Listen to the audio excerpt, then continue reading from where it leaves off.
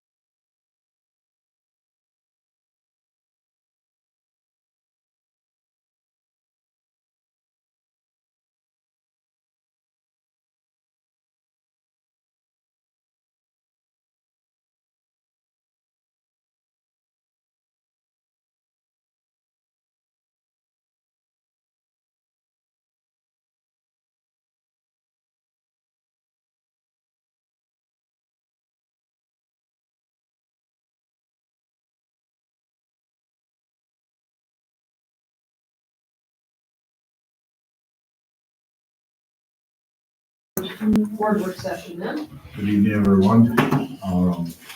We're gonna change things up just a little bit. Jeannie is ill and not able to join us tonight, and we also have Steve Davis, who's not able to join us tonight. So, instead of the, group picture, we're gonna take individual pictures. So you take a little field trip with Krista. She's gonna take you to our Glenwood City screen, and she's gonna do individual mug shots for you so that we have access to them for a variety of things. Not the bad part, the good part. We're not holding numbers or anything, right? No. So if you would like to, I'm gonna stay here. It's gonna be a quick photo op by the Learning Commons and by the Old School Store. And you can smile, serious, whatever you want, but just know that this is gonna be used for future media pieces like board, celebration week, a variety of things. So you will follow Krista and take your picture, and then we'll get started when everybody gets back here.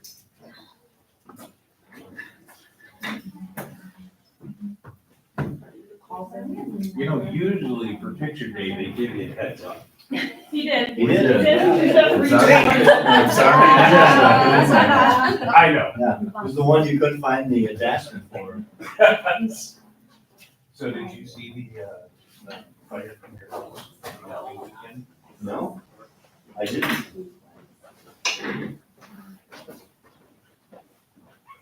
Or.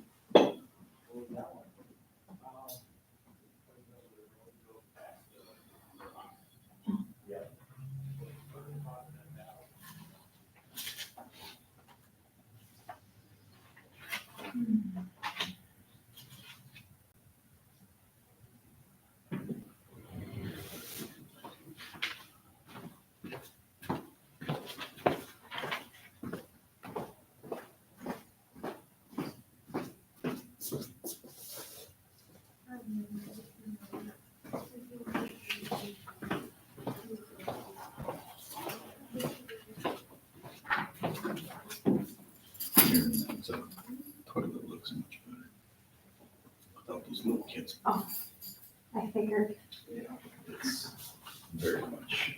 Yeah. Where, what we should have done. well, and when the first one came through, how long ago? Because we had one more email with them. Yeah, but there's also two in the other one, so it probably makes it easier. They just take the group and go. Yeah. 2 days. That works. Busy. Made it this way. So, got lots of stuff done. Hopefully we can end the year. Yours? It's good, it looks like, I think we got graduation almost sort of put away, so.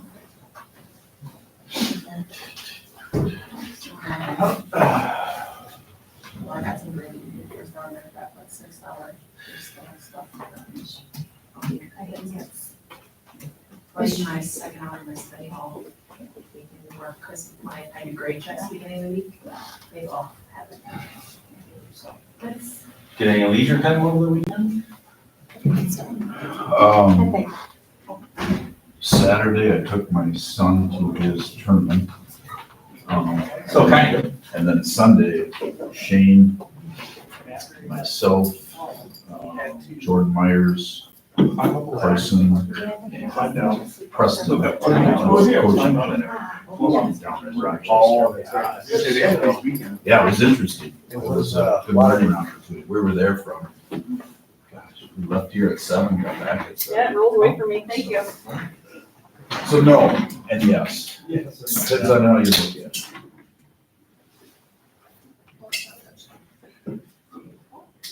Well, that's good. Yeah, I hope they work for you too. I appreciate the feedback.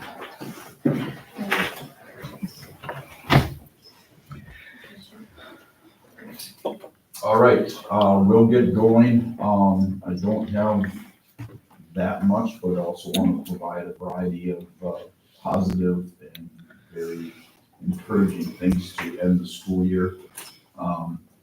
Before I get started, I do have the performance survey basically ready to go, and that should go out here on Wednesday with a summary. So the window for that summary is going to basically be the 21st through June 11th, and then I will have a preliminary report for you at the next board meeting. So I wanted to start off with a variety of positives. First is the Fox 9. If you haven't seen, we had a very big surprise here. Is there anybody that didn't get to see the video? Did everybody see the video? Otherwise, we can play it. Okay. Great opportunity. I want to point out a couple things of how we got to this point. Kirsten Conder was the individual that recommended Matt for this award, and Chuck Draxler added a letter. They asked myself to add a letter, and then the whole celebration was planned by Marcy. Marcy worked with Fox 9 to get him here in the manor. Typically, actually, the last winner in our district that had this award was my mother-in-law, Kayla, many, many years ago. And they offer up an assembly to do it. And Marcy had a great idea to do it at a concert where his family would be there and so on. I think that's a tremendous idea. And so we worked with them. Marcy did all the planning behind the scenes. And you saw, those of you that saw the video, kind of the fruits of that planning. So it's a great surprise, and he was really surprised. And you could tell by his comments, he was a little taken back, but well-deserved. I think it's a great, that day I had a meeting up at CISA, and somehow the superintendent from Prescott knew, and I don't know how that leaked. And then the other individual, I don't know if you saw, she was up in the front, but she's a representative from Royal Credit Union, and her son, Poland, Nelson, I actually had him in class my first year back here. And he's in tech school right now. She was the representative with the check and so on. So, and then the banner that's hanging in the front was made by Kirsten. And then we needed two little gnomes to go out there and hold it. So I picked my daughter Macy to help keep the surprise, so they wouldn't blab and still. So again, I think overall it was a great opportunity to showcase an individual that has dedicated his life to our school, but more importantly to kids and music. So great recipient, and yeah, great opportunity. So, Yeah, nice job pulling it off. Was I'm fun. It surprised. was a lot of back and forth. The one snafu, or not the snafu, it worked just fine, but you have to put a notice on the doors that anything that's being filmed is for Fox 9. It's their rights to it. And so she was like, well, you kind of have to hang it where people are entering. I'm thinking, how are we gonna hang a sign that says you might be filmed, and we're still going to, but don't worry, lots of people don't look at a piece of paper like this when it's on post to other ones. So I didn't get those. we did post it. We did post that. With a little posted I'm like, it says Fox 9, what, wait a second here. size was a little, yeah, a little smaller, but no, it worked out. Yeah, it's good. All right, the next one is another variety of things that I want to outline, and I think these are celebratory pieces that you're going to see, especially when you look at where our CTE department was and where we are now. I think there's a lot to be celebrated. But here's the fruits of one of the first approvals at the beginning of the year and discussions.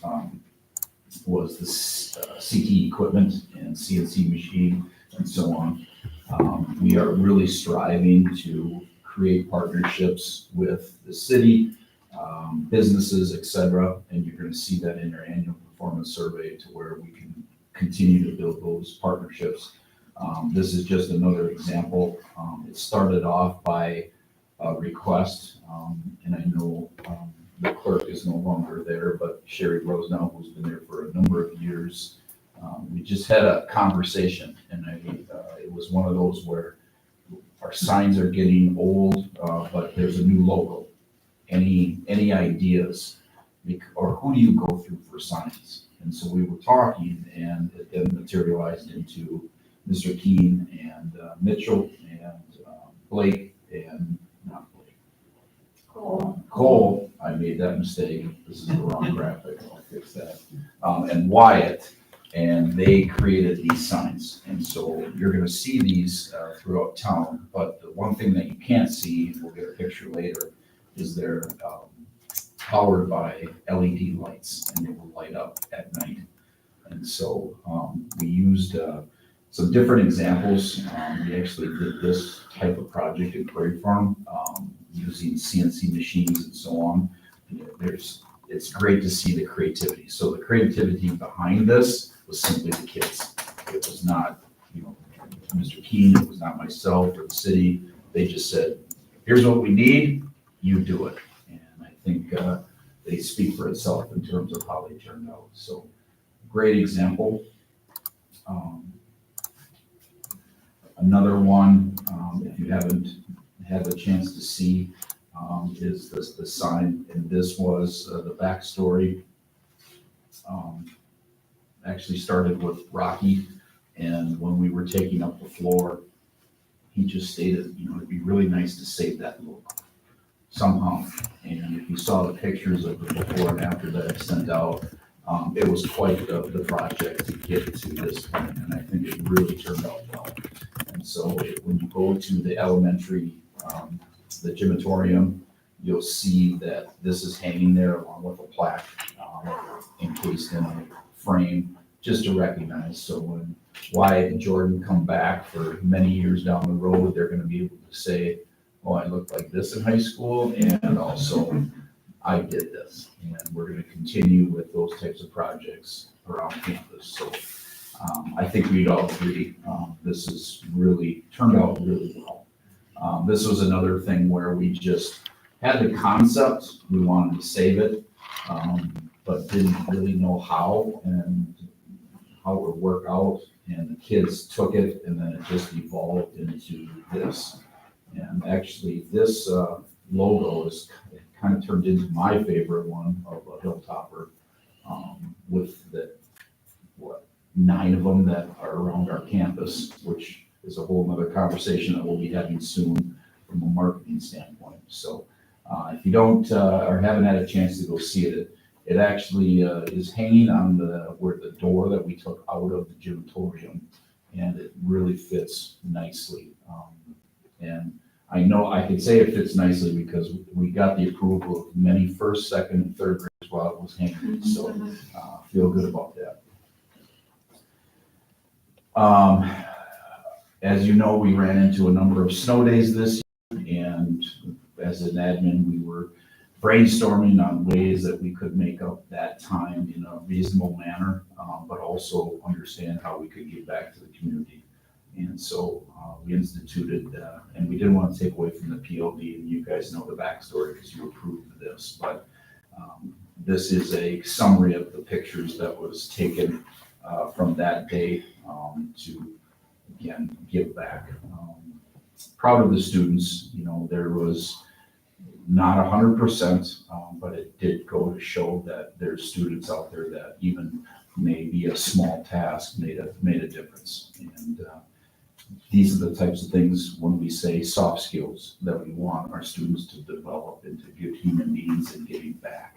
So if you haven't had a chance to look at that, we broke it down by grade. A lot of trash picking up, but just different ways to give back. We have some group shots of feeding starving children and so on that some of the groups did. So another example, and this has all been happening in May, but it's obviously a lot of planning that goes into this point. Going back to the sign, this is kind of give you an idea of what the other one looked like. And somebody from the city, obviously we're a small community, and so when they heard that we were making signs for the city, the EMS wanted in on that and said, hey, we need a new sign. And I'm guessing fire will be next, so, but this is another example, and they came and said, hey, we want, this. We were working with, the EMS, staff, to create, so you'll see another sign, that was completed by our students and Mr. Keynes, so. And there's many more, things that I will share. If you ever see the title "We're Sharing," it's just my way of outlining. And there's so many things that I could celebrate, but these are things that really stick out. And we'll share with the staff, and then we'll share it on social media and so forth. So just wanted to share these from just the month of May. Any questions? Okay. I wanted to touch base on the budget, and if you haven't had a chance to read through, actually, I cut and pasted the article parts of it, because sometimes people, get caught up in where the article came from, origination. I can say that this is all factual based. Actually, Friday night after graduation, it was right around 10:30, and I got a text message, and it was from Senator Stafschild, and he's asking me some questions. And he goes, hey, we're negotiating right now on the floor. He says, I need to ask you some questions. We were texting back and forth about sped reimbursement was the topic. So there is a lot of discussions that are going on. The points there that they actually took out of Ever's proposed budget, I wanted to give you an idea of what that looked like, because again, we're delaying staff compensation, and just because of where we are with our budget in the last number of years until we can get it remedied, these are things that are going to really affect how the biennial budget comes out. So the big parts that I wanted to just point out is there certainly is a lot of focus, just like I stated with, and Senator Stafschild is on the JFC, the Joint Finance Committee. So the sped reimbursement is definitely a discussion that they're having, whether it's, and his discussion with me was under or around the concept of, would you rather have around 38, 39, 40% reimbursement, or would you rather have 90% of a high cost spend? And that's a hard question to look at, because there was an individual superintendent that was sharing his story, and he said they had their budget, and at the start of the year, they received a student move into their district that was high cost. And they said it cost $400,000 to educate this kid. That seems very, very high to me. I don't know how they got that number, but it certainly, between transportation, when I think of the high cost students that I've dealt with over the years, you could spend $90,000 just to transport an individual. And then on top of that, if you have a paraprofessional that costs $60,000 with salary and benefits, you can see that cost can really take a budget and create some issues with it. And so his discussion was, would you rather see the reimbursement or the high cost? And my answer was, I'd rather see, the high cost is certainly, it can really affect you as a one-time, but the overall majority of our SPED students are in the category where higher reimbursement. And his comment back to me was, I thought it would have been the other way. And I said, well, it just depends. There certainly are high-cost students, but there's more general population in terms of SPED. So that's how I answered his messages. So I anticipate some more updates this week at my state meetings that we'll have. Other than that, is there any questions on this article itself? Anything that? I did sit down with our treasurer, and Derek and I went through, basically, Derek's done quite a bit of homework in his not so much free time, and he's watched a variety of webinars and so on with Baird and some of those things. So we sat down for about an hour and 15 minutes, and we just walked through the Baird model. We talked about all the different tabs, because again, public education, finance is this whole different ballgame. It's just very different. It's not even similar to a public government entity. It can be in some regards, but most of the time it's very different. So I appreciate Derek's time during the day that he took out of his job and responsibilities to come in and better understand that. If you look at the documents, these are all the same documents. The only couple that I want to just reiterate that I sent out this past week was, this is the first time that I made this public, but this is the Tim Johnson restitution summary.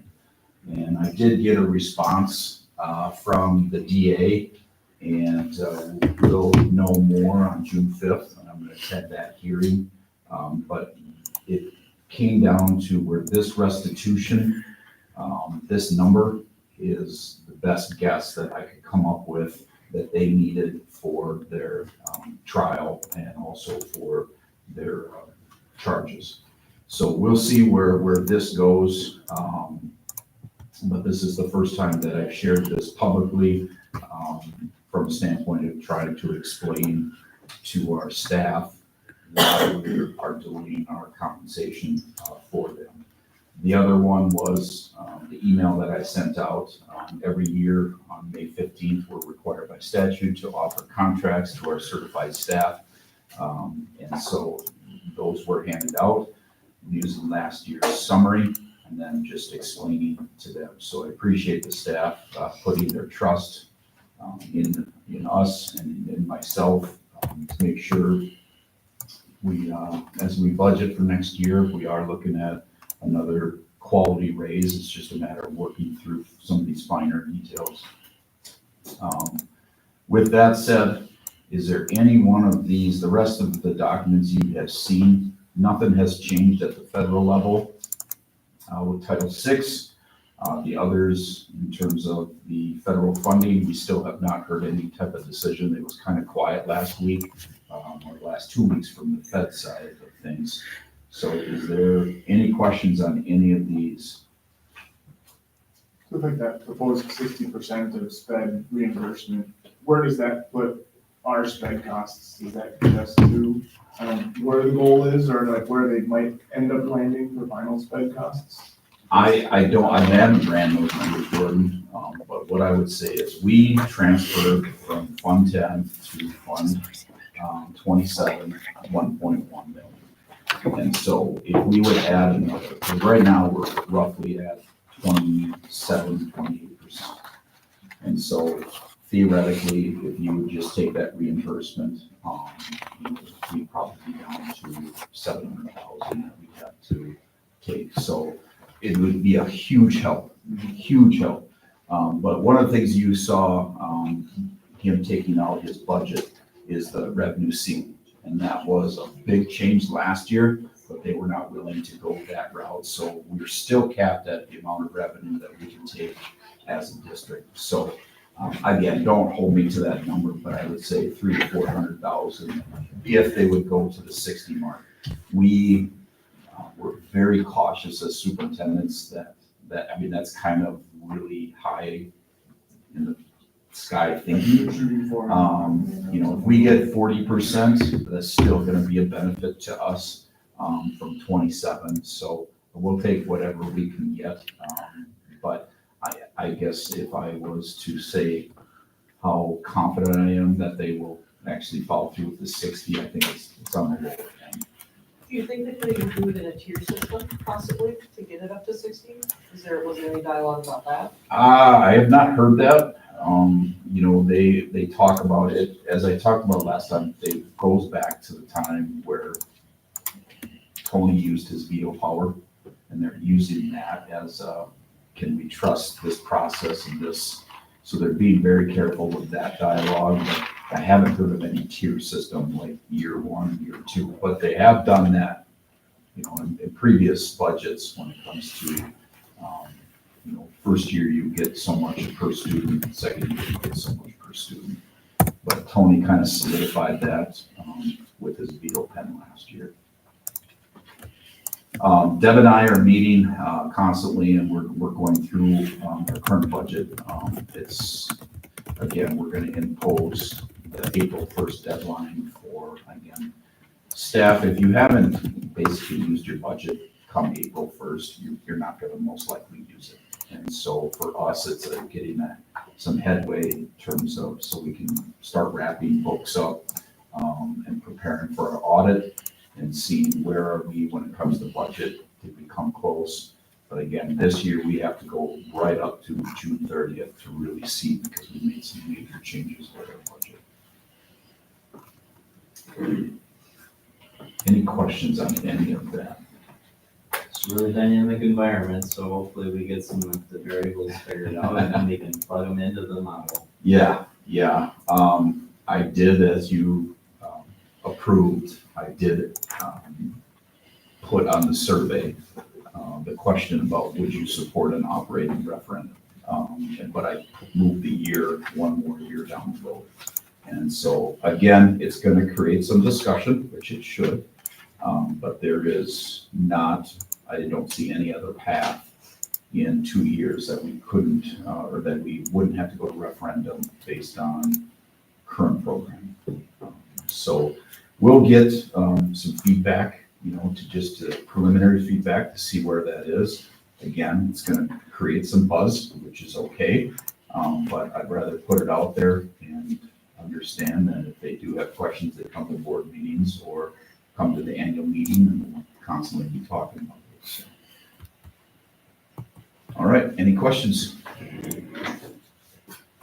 Okay, I don't know if you have heard, but the WIA has approved and the NIL rule, which basically is, I think we were state number 28 that approved this. Now, is it going to really affect us in Glenwood City? Probably not. Not near to where some of the other areas such as Milwaukee and Madison and so on. But it could. You know, we have a variety of accomplished athletes. I could see it as at any point, Mike's Auto Body could create a poster and put, you know, a picture of a kid on there and give them $200. Now that's legal. So we're working through, obviously you guys know our policy history. So we're working with Neola on policy. WIA is still working on their end in terms of what that looks like. But I wanted to make sure that you were aware of that. And there's a lot of things to yet figure out. I'm sure all of us have our opinion when it comes to the NIL at the college level. It certainly has made some major changes at that level for student athletes. And I think you're going to hear a lot of it in Wisconsin and other states.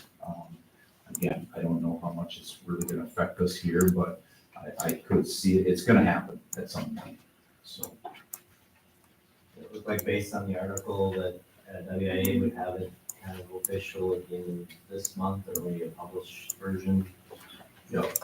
And yeah, they didn't do a lot of pre-work. I don't know if they anticipated not passing or what, but very similar to a lot of things where they're sailing the ship and building it at the same time. So we should have some updates in terms of what those two major changes, because the other change that was approved is basically there's unlimited coach contact except for football in the state of Wisconsin now.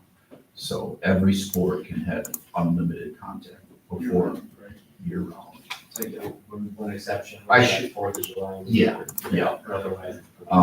The concept is that people were commenting and saying people were doing it anyway, and there's truth to that. Quite a few programs were cheating per se. this was the best solution. But I think there has to be, and there has been discussion with our coaches in terms of, what does this look like? We want multiple sport athletes. We don't want to get away from, taking over time. Our kids are busy if they're in sports, but we've had a kind of a calendar that head coaches, including myself, that, Mondays are for this sport, Tuesdays are for this sport, and kind of work around that. But there's certainly discussions that we need to have so nobody goes crazy and consumes that time so kids can still enjoy their summer, be with family, etc. So it's another, I would say, process that we have to wrap our heads around and build some expectations on. So, any questions on either the NIL or the contact list? I mean, it seems unlikely that any of our policies would be conflicting with the new rule, but, I mean, a lot of it was, kids can't be paid based on the performance of any competition. But I'm assuming after it's published, then we'll kind of intersect the two just to make sure that they're not conflicting and that we're. Yeah. I would say, even things that I've done, so my athletes have helped me at camps and, give them a t-shirt and a Freezy Pop and some of those things. You can't exceed the $25 amount. So the NIL, again, yeah, there's just different things that I know we haven't thought of that's gonna happen, and we have to be ready for some of those, that may come up, but I think it's gonna hit some other bigger communities before it hits us, so. But you never know. Again, Dragster Farms might put somebody's big face on a sign right outside. Who knows? All right. I wanted to make sure that you were aware of this. I did send this out on May 2nd. This is quite the blunder. And I just wanted to open it up to questions. This is not a mistake on any of our parts, but Xcel Energy, when they put the new meters up back in November, I believe they what they told me was each box and the meter has a sticker, and the installer mixed the stickers up. So kudos to Deb and Darla. They saw our bills and they were like, "Whoa, this isn't really adding up." And so, and again, I'm not going to read. You saw all the details. So there is the reason I wanted to bring this up at a work session was if the public sees these bills for $8,000 for energy, it's like, whoa, what are you doing? And it's just kind of, again, I wanted to publicly make sure that people know that we're working with Xcel to try and remedy the situation. We are going to have some bigger bills, and especially when we do your financial audit, you'll see Xcel for a large amount, more than our typical. So again, I wanted to make sure that all parties knew why that is the case. So. Yeah, that was the only question I had. Like, if we knew it was roughly $7,000 per month, then can we just accrue $7,000 per month until we get the actual bill? Then we'll reverse the accrual, pay the bill, and then in that given month, it'll basically be a wash. Yeah, I'm still working with their representative. It's been very frustrating. Yeah, it sounds like we were asking and they weren't even. No, and I would send documents and they're like, I can't open them. I'm like, it's a PDF. I don't have it locked. And then it's just been very frustrating. So I'm waiting for them on how they're gonna actually remedy the situation. I have talked to Kent, our mayor, via email, just to again understand, because they, especially with Sherry, not clerk anymore, they didn't really catch it. And so they were surprised by this information too. So I will update you guys as much as I know, and when it becomes available. Any questions on the Excel? Okay. Finally, I actually have an update, today, within the last hour that I got from Mr. Rivard, who is a journalist, asking some questions. But the analysis of our student cell phones. So, Ms. Birch was ahead of this last fall. We instituted our new changes. So I think we're ahead of the game, just like most schools are. I think the majority of schools have had something, but I did get an update that it passed the assembly. And they passed the bill today that requires school districts to adopt a policy essentially prohibiting wireless communication device usage. I put together a handful of questions, and so I'm gonna answer those questions. But again, making sure that it's on your radar, because this is one of the bigger items that is going through the legislature, that we're, for the most part, we're already in line with what the legislators were talking. When they say complete ban, that's always been our questions as a superintendent. We were like looking at these legislators saying, well, what does that mean?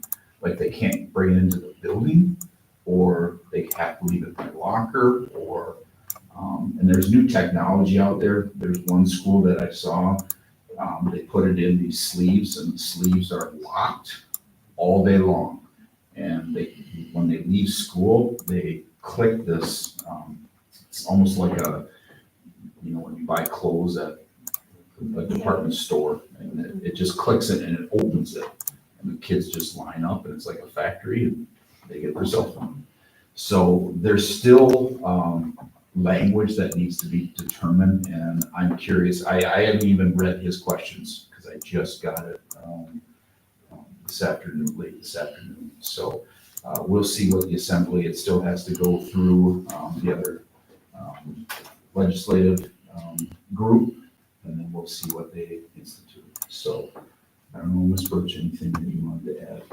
No, not huge. I sat in on the, one of the, I think DTI was doing talk with administrators across the state, and we all were invited to weigh in on this, and I did sit in on one of the opportunities. I think there were 3 across the state at different times. And I think it mirrored, from what I heard, it mirrored close to what this shows. That was early on in the year. And I think as this year has progressed, more schools kind of have even changed mid-year. At the beginning of the year, there weren't so many that were on board with a full ban or even a kind of soft ban. But it seems, again, as more information has come out about how harmful cell phones can be and bullying and all sorts of things, changes have been made in schools. And so we're where we need to be, I think. But I like that our voices were taken into account, and it seems as though the policies have been made or are being proposed that reflect what educators are saying, which is nice. How did the kids do with the latest policy being new this year? Were they pretty receptive to it and respectful of it, or did we have a lot of incidents where? For the most part, if someone said, give me your phone, it was give me your phone. The staff have been, it's a slippery slope, because if a student has a phone in their pocket, and the female with their phone in their pocket, and a male staff member says, I see your phone, well, why are you looking in my pocket? So I think that for us and for our language, it would be best if we said absolutely hard and fast, or even if the state said absolutely hard and fast, zero tolerance. I like that language, because then it really doesn't start this slippery slope. Consistency matters, and if students are allowed to use a phone in one place and a teacher reacts differently, then it's tough. Our middle school has been pretty good about, nope, they're in your lockers. But I've noticed even now that there are, I see them more, and we're good about taking them, turning them in, and here you go, you get it at the end of the day. And again, I was surprised at the, I don't know how positively the students responded when their phones were taken. But I think that tightening it even a little bit more would help us. We have to do a better job as a staff because we're not consistent. And that has been a message that our admin has been sharing because I take phones almost daily and they're sitting on my desk. They've learned to now not walk past my door. But when I'm out and about, I'll just put my hand out. But we have to be more consistent. As I was reading the bill here, his first question said that the Assembly bill generally prohibits pupils from using wireless communication devices during instructional time. And so that would be basically what the policy says. The part that I've always struggled with is, as superintendents we've discussed, is this good or bad? And I think we all agree cell phones are not conducive and they're not, and even our students, when this policy went, we had some students that are like, it's actually nice because I feel a little less connected. But we also have classrooms, and I was one of them in the business area where we would use them constantly in terms of whether it was the camera for marketing or whether it was calculators or just looking up different things. So my belief has always been teach responsibility. The legislators want, because it's a national thing, and do we get pushback from parents? Absolutely. And now we are able to say, and Ms. Birch and the board and all of us took a little bit of heat when this went through, just because you guys know the biggest culprits when it comes to texting during the day, right? It's parents. Parents are the ones that are texting their kids. And so just trying to create some of that disconnect, and I get it, we're all busy and so forth, but this is gonna give us an oversight in terms of, this is statute, this is what we have to have. But I think we can all do better in terms of, years ago, when the phones were not smartphones, they could still text. And I bet Jordan was one of them, where he could text in his pocket. We had kids that they could, because of the way the phone was set up, they could actually text in their pocket. And I'm like, I just was blown away how many students could actually send coherent messages by texting in their pocket. Now they can't do that because they got to see the screen. But I think, again, we'll see what the language is, and then we'll adjust the policy. It states before July of 2025. So this is not a topic that you won't see in the next couple months. I can tell you that it has significantly reduced the amount of discipline issues that I see for bullying, for posting on TikTok, because many of those things, they are now happening outside of school, and the kids are not bringing it into school. If it's causing issues in the school, we can then address it, but it has really, really reduced the amount of visits I have about that, which is helpful. Are we tracking the number of incidents at all where phones have to be taken? Is there a metric that is being captured for that? Evidence Skyward. Yeah. Are parents advised when their student crosses that line? When So they the need to parents come can in, get if they involved. would, yes, Shut phones off? yes. If they, We're trying to this summer work through, so we've been paying, the district has been paying for years, software called EduClimber. And EduClimber basically is a portal to take data and disseminate it into crafts and things like that. One of the things is we start to track, Skyward does not do a good job when it comes to tracking within the Skyward system. But we're gonna be instituting where we put our data into, through Skyward, it will talk with the environment and it puts into these nice graphs, where the behavior areas are, cell phones can be one of them. So again, there's a learning process to that, and making sure the expectation is out there with staff. When you take this is what happens. But yeah, I would agree with Ms. Birch, this year compared to last year with cell phones, yeah, huge difference, and the policy was a big leader in that category. So. All right, any questions on the cell phone piece? Okay, that's all I have, so. All right, we've got like 14 minutes.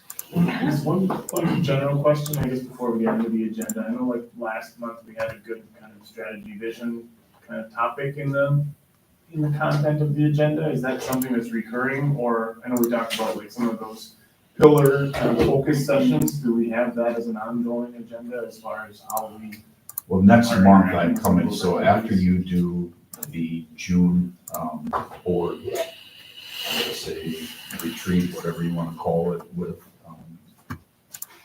WSB, one of the questions that I have for you is, what structure would you like to see?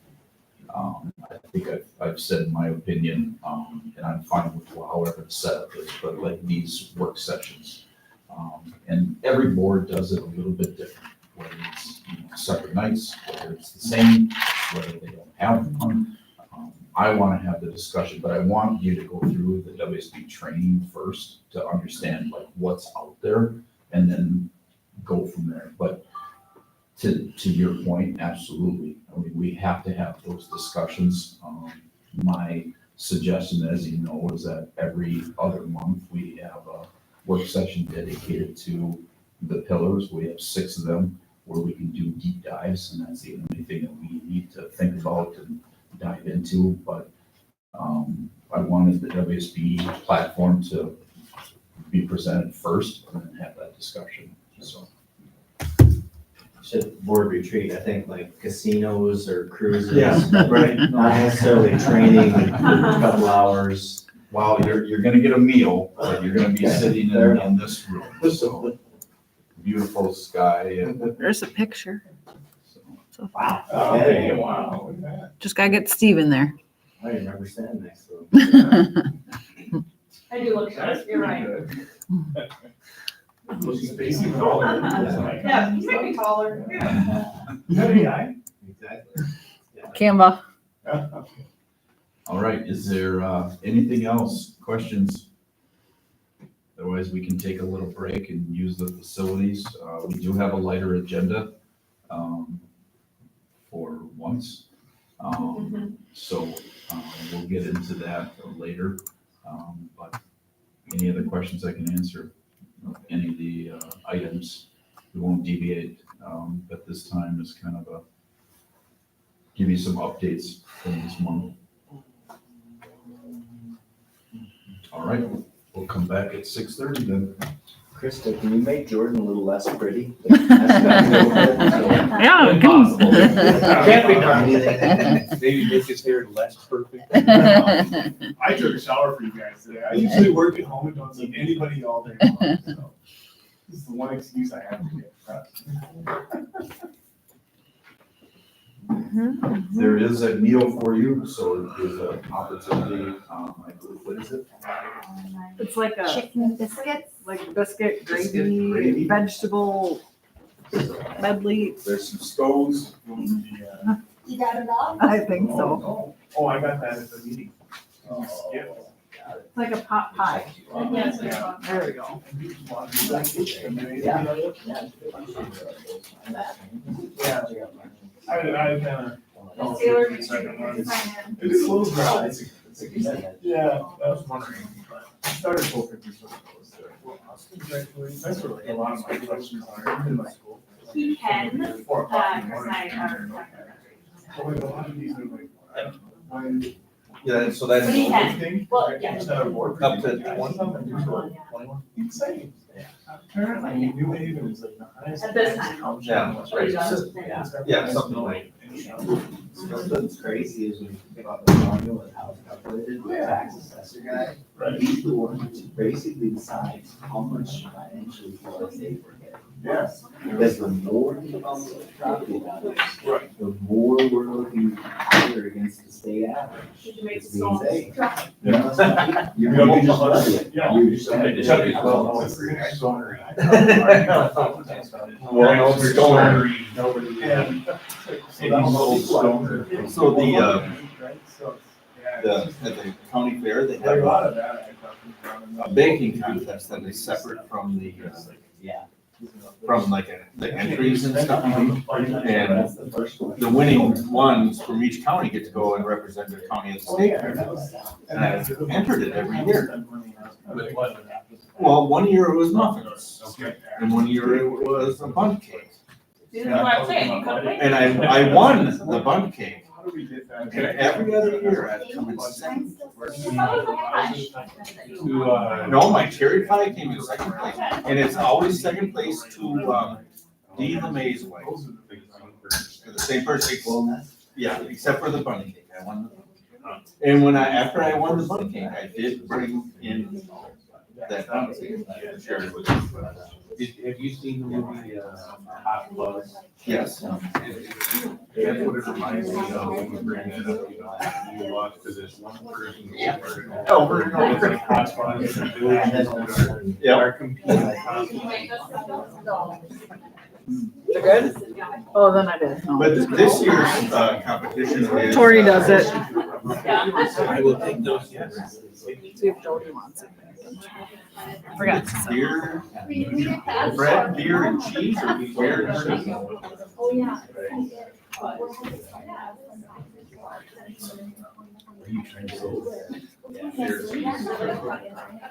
Well, it's-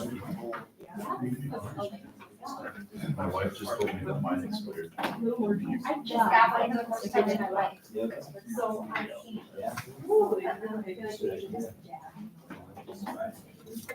see.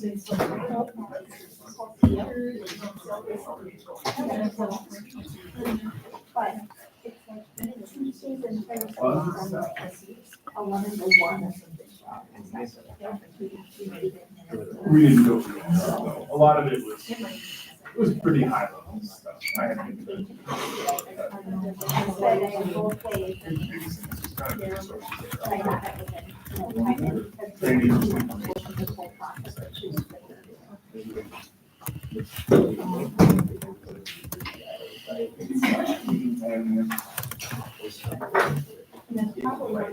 Both ways.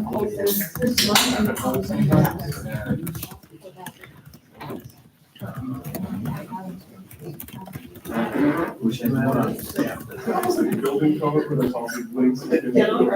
It's a lot. You're involved. I got lost. It's actually, you're this way. You just look at the top house. I know, but it's slow. I had to make my Thursday. Yeah. What's that? Yeah. Thank you for making it. We already have. Oh, I didn't make it. Who made that? Tori Strong or. And then we Okay. have Yeah, a- makes it for us. Yeah, I will pass your thanks along though. Well,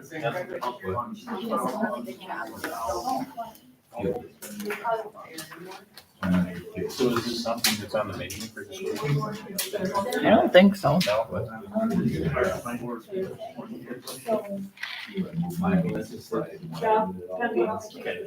Yeah, because they don't read your us as well.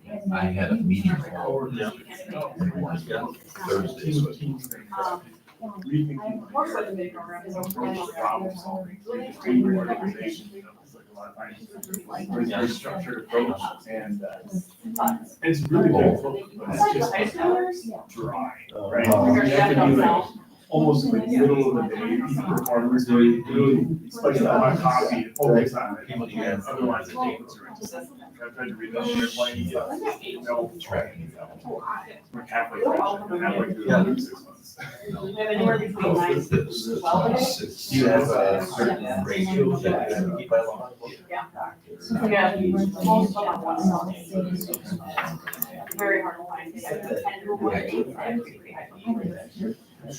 Don't even have those that are 1-to-1. That's already been. Yeah. Are they? Because or you may be more distracted or Yes. able to focus on the other distractions. My brother had a buddy in college that was, he was like the Buffalo. There's a class that I would trust. Where it's like, you know, The ones that I think Oh, I just don't know that and bring out. yeah, so he was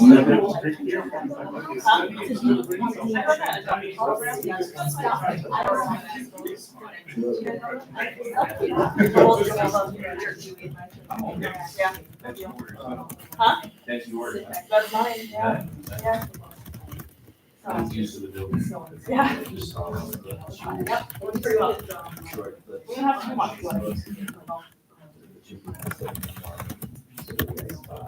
Oh, yeah. But that one's for any, some people have never got something. And then we have one, so that's kind of nice. I'll just group one of those other.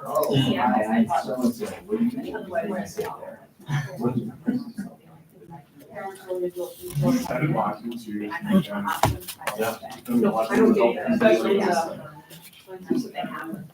Yeah. higher Days. Yeah. And that's pretty good at that. Very tough.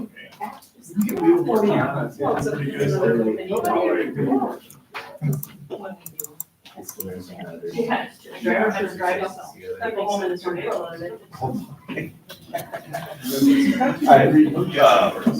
The school must have been on lockdown when the tornado was happening. Yeah, my wife called me from the floor of the book room by the library. Where are you? I'm planting corn. Why? What's up? There's a tornado. I'm like, I don't see one. I better just finish this field quick and then I'll go. Yeah, everybody in there. Well, that's why I'm like, go get in a steel and wood shed or sit in this big heavy tractor. I've seen the documentary, you run into a shed full of blades and saws. Yeah. Cows flying by. Are you sure that wasn't Twister? That was the name of the documentary. It was actually too. There was another, or Twister. Twisters. The doctor, I just talked to Lena and I'm like, this is crude, like, actually, like, watching them get torn up like metal. I started it and then I turned it off. Yeah, the beginning part of it is. I did see that over by Oh, I did Colby or see that, something. Yeah. Yeah. Yeah. The cow was okay. Just when I was a kid. Probably good for cow versus a horse. Probably better a cow than a horse. Sure. Cows seem just a little bit more chill. than a Yeah, horse. she was just standing there with about an 8-foot lead horse sticking out. We, Hey, how's it going? our barn roof collapsed and the first winter we were in the barn and something like 90 cows trapped underneath it. I forgot. Caught How up. long ago was that? That was 1996. The first winter we were in the barn, it was Christmas Eve, 96. A lot of cows down there. That was bad. Didn't Winks have one, or was it Winks or? Well, I don't know. Dairy, somebody else's collapse that I remember, 'cause I wouldn't remember 96. No. Well, you might. Oh, that's 4. Credit.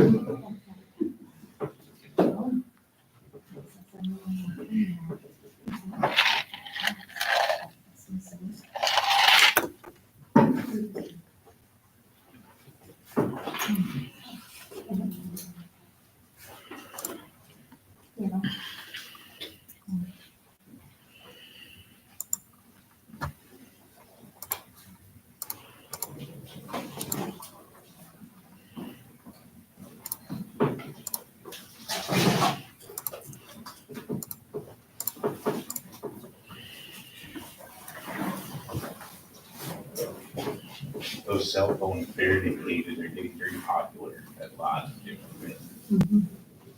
Comedy shows, concerts and things like that. Yep. You know? Yeah, Joe Rogan he built a mothership in Austin, Texas. And when you walk in, you put your cell phone in there, you keep it, and at the end, you give them back to the college. All right, I am going to call the school board meeting for the school district to order. Members are present, with the exception of Steve Davis this evening. And next is the board financial audit. You wanna go first? I'll go first. I had Ms. Newman pull 3 checks. One was for Verizon, and it was actually voided because it was made out to the wrong Verizon. We have different Verizon vendors. This one was made out to the Verizon North instead of Verizon Wireless or something. But just look at that bill and check. The other one was for professional speech therapist. Everything was in order there, signed and signatures the way it's supposed to be. And the next one was interesting. It was a reimbursement for one of our students who is a member of the youth apprenticeship. So we talked about that a little bit. Students are given, I think they've set up to $500 that they can be reimbursed for supplies, for things for their youth apprenticeship job. Anything from tools to scrubs to work boots, things like that. So I just looked over one of those. So the student had brought back a receipt with their purchases on it, and this one was tools. And then it was signed off by their sort of advisor, and went through the process, and they were reimbursed for that. But so those were all good. All right, I looked at one for an educator grant, and Deb and I talked about this one. It's a different type of grant. She actually emailed me afterwards to get a little bit more information, because I said, well, what do you support?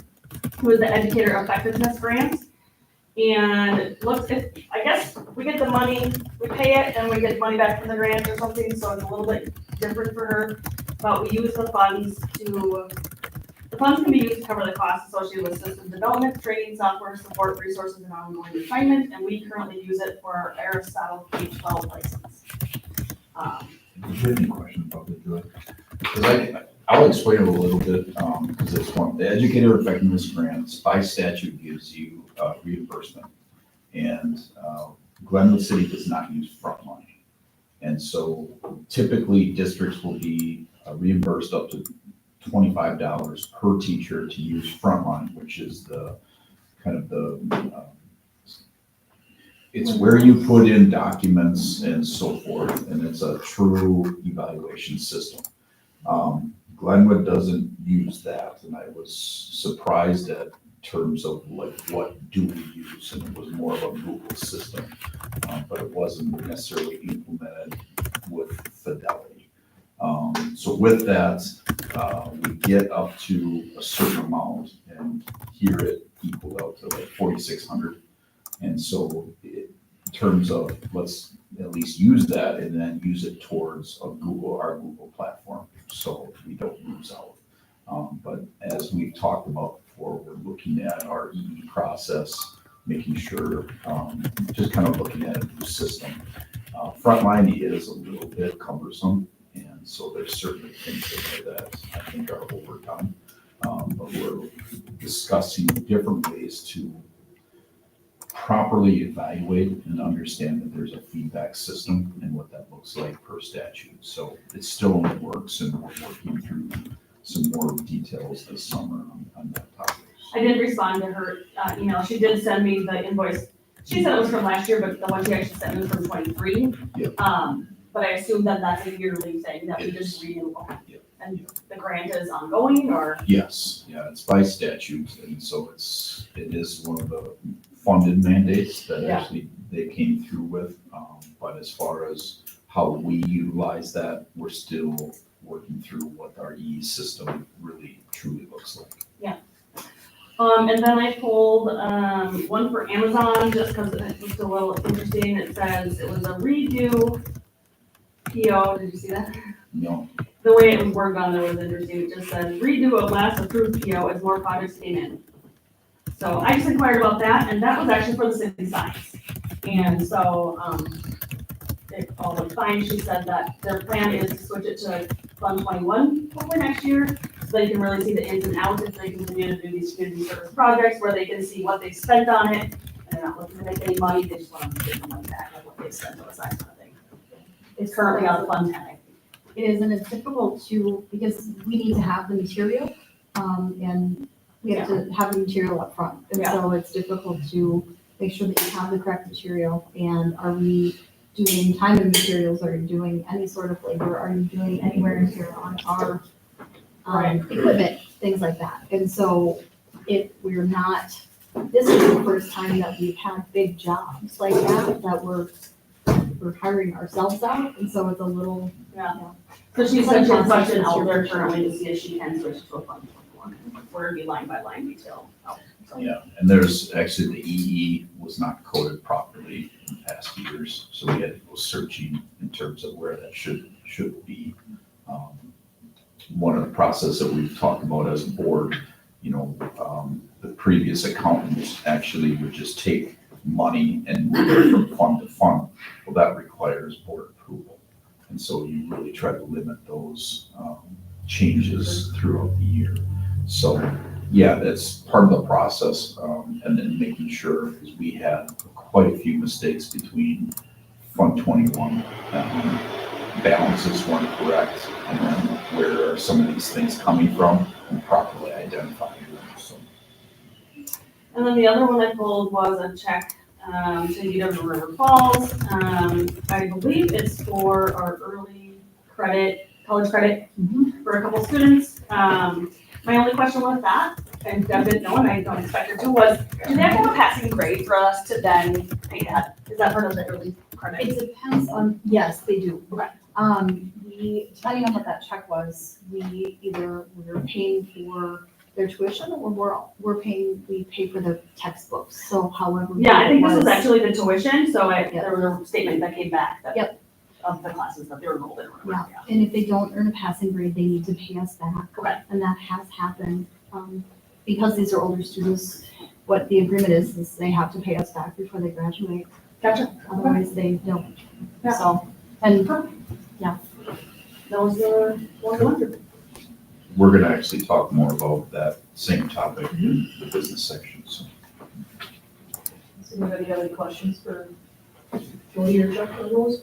Just some feedback on the student kind of led activities where we're doing estimating and from a project management standpoint, that would be kind of a good experience to outline an estimate and say, here's your time, materials, costs, and kind of program project manage it front to back and be able to provide that summary to the board for those types of audit purposes. Would be good educational experience and also help clarify for us too.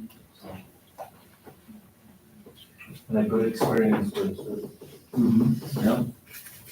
I think that, I would say what we encountered this year was this, I don't know, whether we call it a perfect storm or an interesting scenario in that we have a lot of machines that can do a lot of things. We have an instructor that has the capacity to use them, and students that we are getting up to speed. We haven't had students on these machines before. So we are able to put out some really great products, but I think the emphasis, if I'm being real honest, I think the emphasis was more on, can we get them on these machines and get them going and make sure that they're operating them? And so I think going forward, that I'd like to see that too, because that's a huge piece of business. That's a huge piece of making projects, understanding what time and materials is and estimating. That's a really important piece.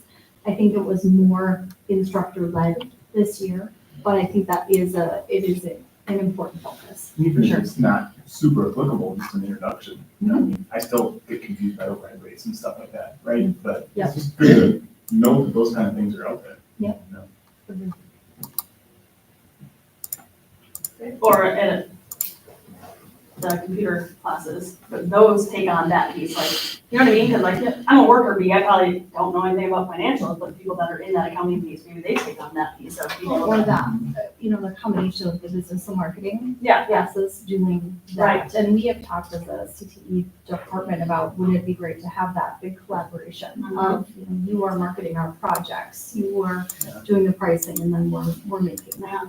yeah. Okay, well, that's it on my audit. That's it? Yep. All right. So next up is the approval of the agenda, so I'll entertain a motion for the approval of the agenda. So, motion is made by Jody, do I have a second? I'll second. Second by Chuck, any further discussion? Hearing none, all those in favor say aye. Opposed say no, motion carried. Next up is our open forum procedures. Is anybody in the gallery wants to have a chit chat? Nothing? Okay. All right.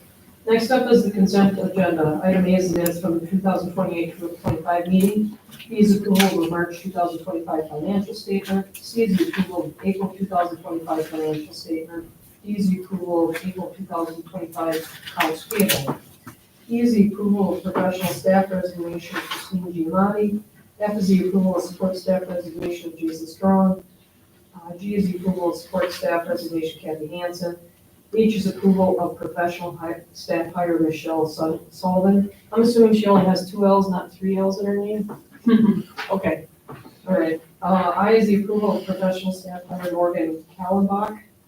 J is approval of school psychologist 6603 agreement with Boyceville. K is the approval of SLP 6603 agreement with Boyceville.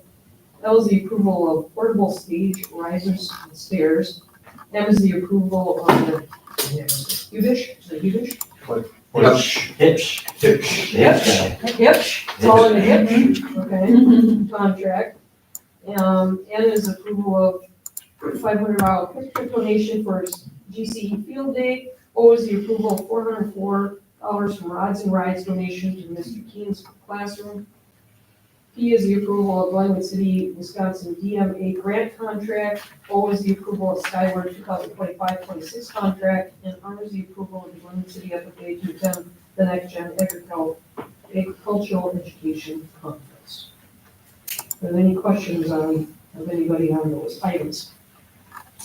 Would like to point out, so the recommendation for the stage risers, it's a rather large amount, and I wanted to make sure the board was aware of why and how we got to this point. I did verify, it was interesting because I was meeting with Tammy Erickson, who most of you know, graduated from Glenwood City, and she stated that those are the same risers that she used back in the 1980s. And Ryan confirmed, and Ms. Birch knows, that it took literally a day to put these risers together, and duct tape, bubble gum, and some shims and zip ties. They were just not as safe. And so we've been looking for something that was reasonable but also multifunctional. And so we did order these. We had them for graduation. I am seeking approval, post, but understanding that from a safety standpoint, they were not legal per se. Not only did the risers come with stairs, they were actually helped put together by students. We ended up giving them some food to celebrate their accomplishment, but overall, these are going to be used. They were paid through a 50-50 between Fund 80 and Fund 10. And the reason being is we can use it for events. We actually have a request for the rodeo to have their pageant here in the gymatorium. We also have the Rustic Lore looking to use the gymatorium next year because of the technology. And I think from a standpoint of the scholarship night, some of the changes that were made for that, it went very well. So it is a large ticket item. We did have one thing that did not come in that if you were at graduation, which all of you were, you saw that we have 2 juniors that are the individuals that hold hands while they're coming up and down. That's more of a safety piece, and we need a proper stairs that actually goes up, that has railings and so forth. And so, we're gonna be getting rid of those wooden things that, they've served us well, but they're not as safe as they could be. So we have stairs, they were ordered, they just didn't, they'll show up this, I believe, they were pushed back because of production. So again, instead of the wood structures and the old risers, we have an updated piece. They also are now on carts, and so we can take them back and forth. Storage is a lot simpler. Just overall, it's a much better process in place. So I wanted to make sure that you understood why and how we got to this point. So any questions on that recommendation? As long as you keep the ushers, they added a lot of color. They're fun. I'm sure we can still keep them. They enjoy their job. That was gonna be the first question about if could we use 180, and it sounds like we're at least half, so that's good, at least we're half part of it. Yeah, I was comfortable knowing that from a community standpoint, we're gonna get more and more individuals and entities that want to use our facilities, and we're working on a policy process to support that. But just because of the gymatorium setup, technology, et cetera, and it's already happening with 2 entities. We've always had Rustic Lord, as you know, but the rodeo heard of what we can offer, so we have them coming in August. We'll get more. All right, anybody inclined to make a motion on the consent agenda? He says one more question on like the voice bill, the shared, in those contracts, there wasn't really any detail on how we're sharing or splitting the time. I think one was 50-50 and the other was 60-40. So is there any detail on, who's where, when, and like some of that detail is how we share those resources versus just the state funding? Go ahead, Aaron. The school psych will be 2 days a week, and so far, right now, we are looking at doing Tuesday, Thursdays with every other Friday, just because this will be actually an increase in services for school psych. So right now, Miss Barker is 2 days a week, so we'll actually increase by, that half a day. But just to make it more convenient, so it's not going back and forth for half a day, we kind of agreed upon just doing 2 Fridays a month. And we'll sit down this summer and look at what Fridays. Plus, we have a very good relationship where we go, there's extra evaluations, there's extra assessments. Could we maybe work something out where we need you this Friday instead of that Friday, and we will go that way. Yep. And SLP, actually, Becky Hannestead and I were discussing because of how they are looking. So right now, Jenna Bialik is here in that position as a .4. And her days right now are Tuesday, Thursdays. So that's where our switch is happening. And she is moving over to Boys full-time over there. And Kaisa is going to be coming over here in that .4. And she had actually covered Jenna's maternity leave. So we do know her, and the students know her over here already. But within that move, Ms. Hannestead needs her over there for the early childhood portion on Mondays and Tuesdays. So what we are looking at doing is just switching up her days and maybe doing a Wednesday and Friday over here for that. The other portion, when it comes back to the school site, so these people don't really exist. And if they do exist, they're taken by CISAs that can offer higher salaries and cars and some other perks that school districts usually cannot. The individual that we have is actually not done with school. They're an intern, and which is typical with individuals because it takes quite a bit of schooling to be a school psych.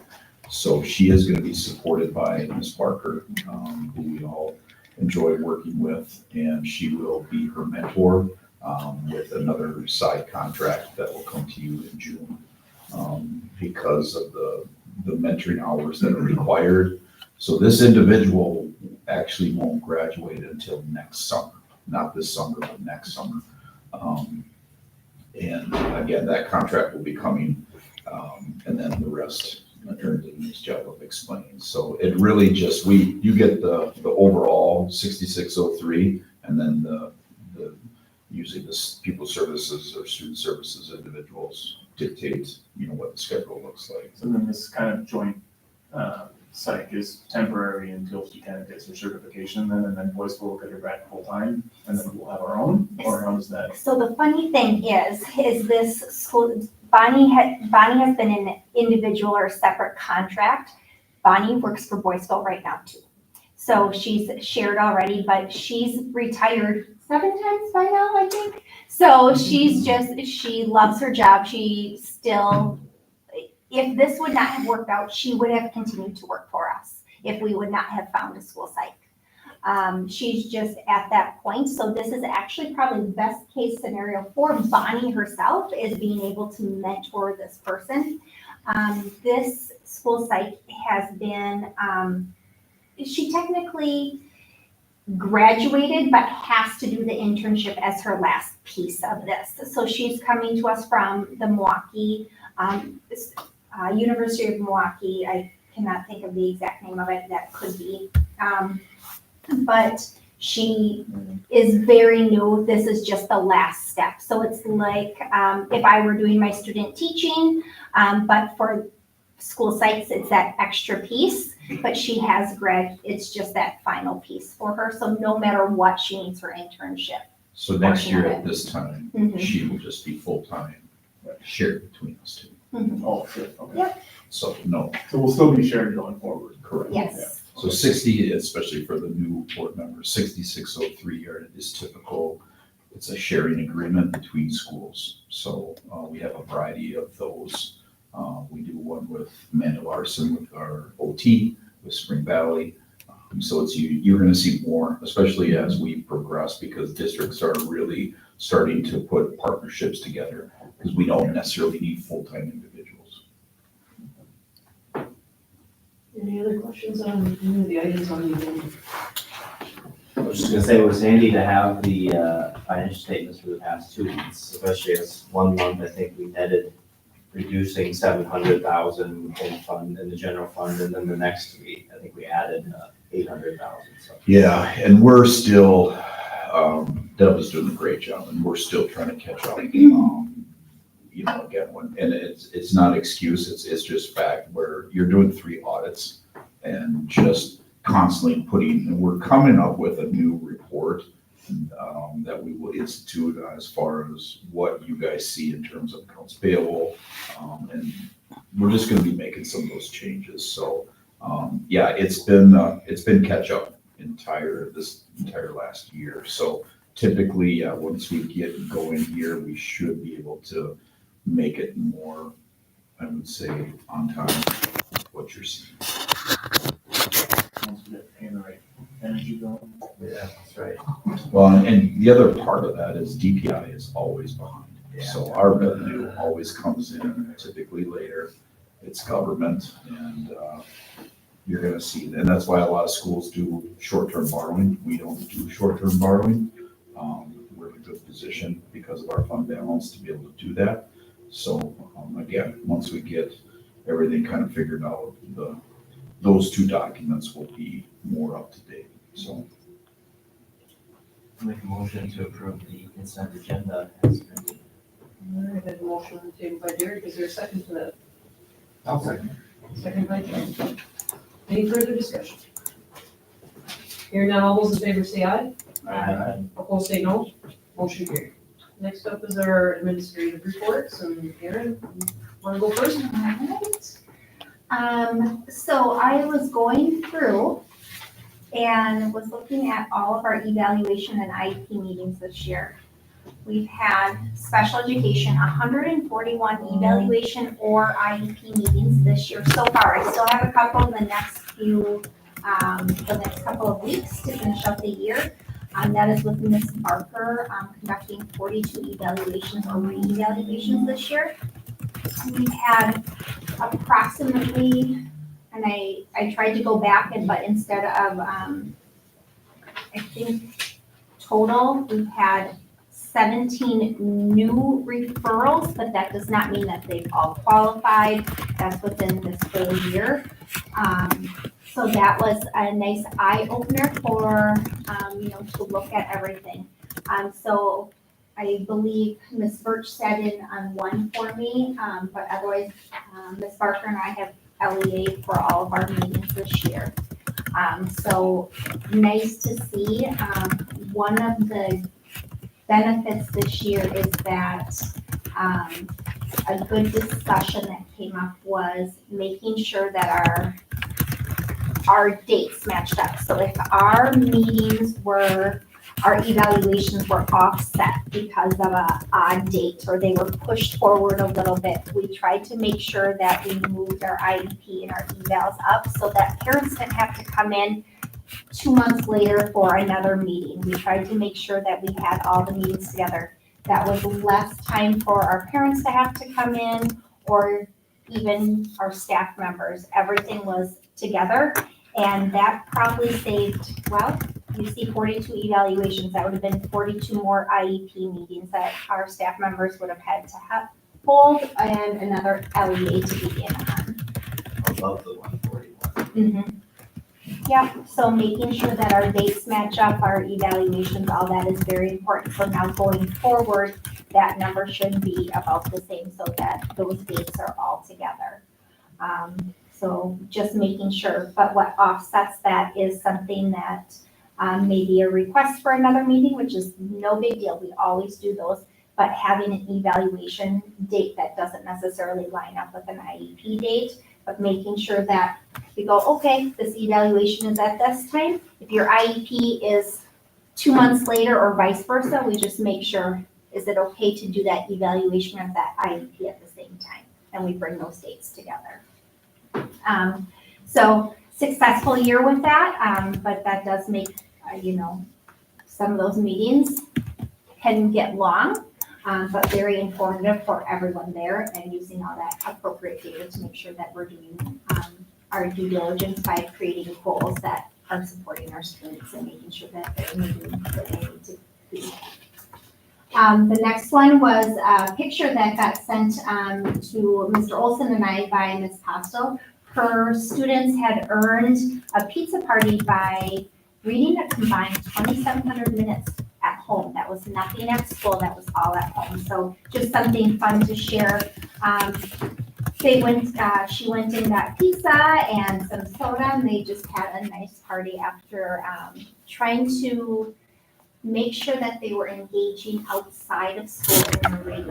Our biggest feat sometimes is making sure that middle school age is engaging in books and reading independently when they're not here at school, making sure that they find something that they're interested in enough to continue doing it after they walk out the door.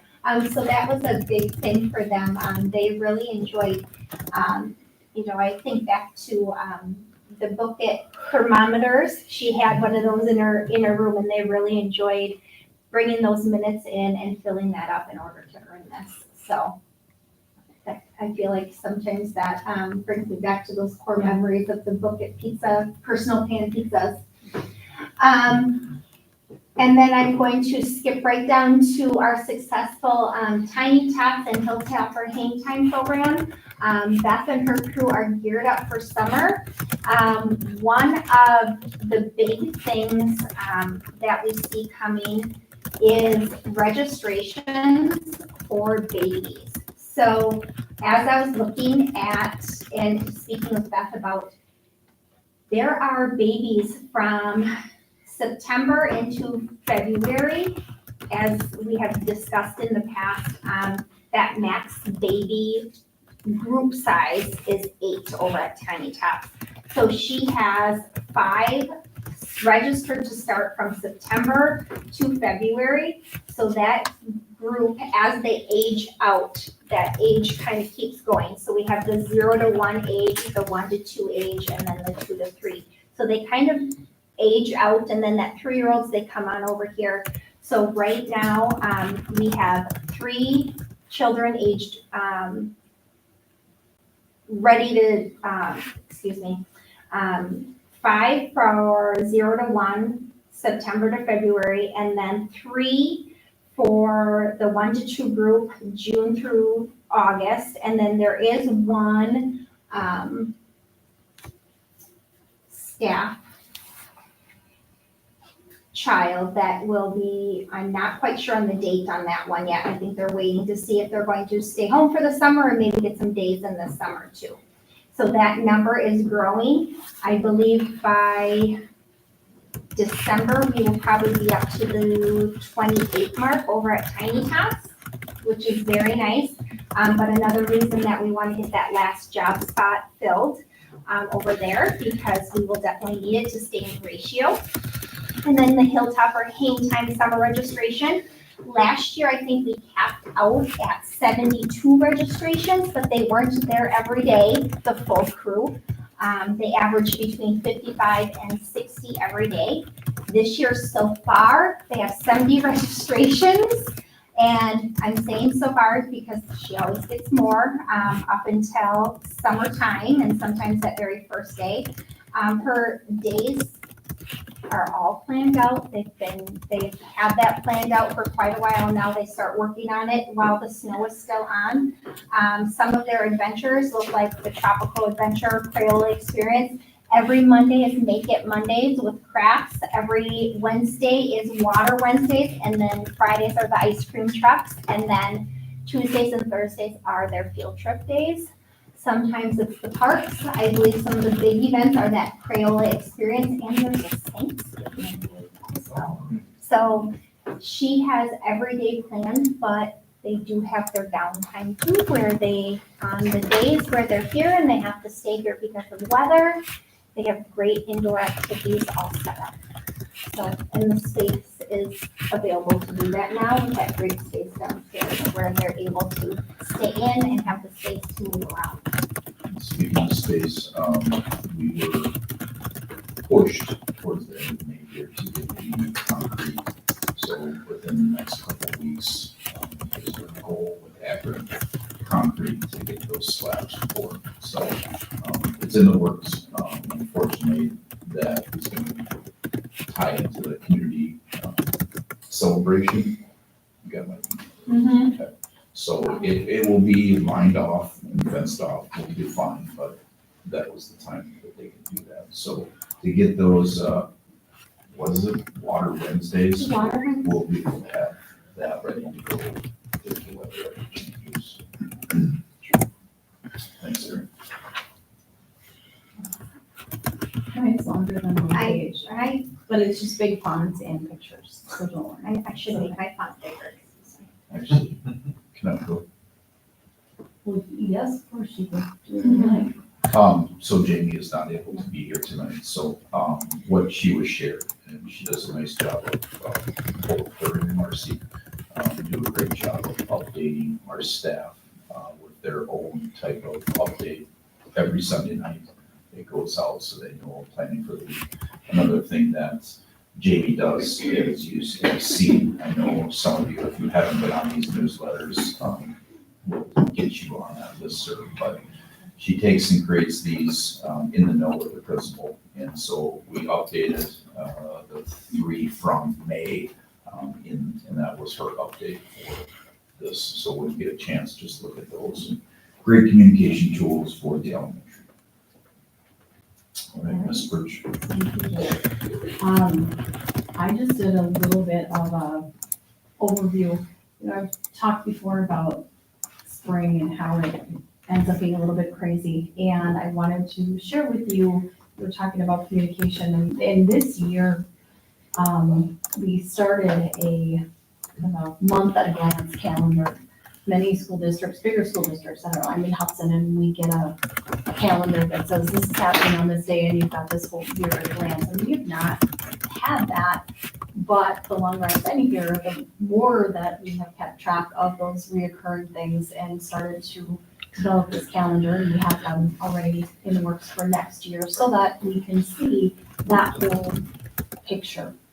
And people, for planning purposes, can have an idea of what's happening when. So the first thing you'll see is just this, I wanted you to see what May looks like in a staff person's eyes, and all of the different meetings that are happening, the track dismissals, I'm looking at that, the field trips, the testing, all of those things, and so every day.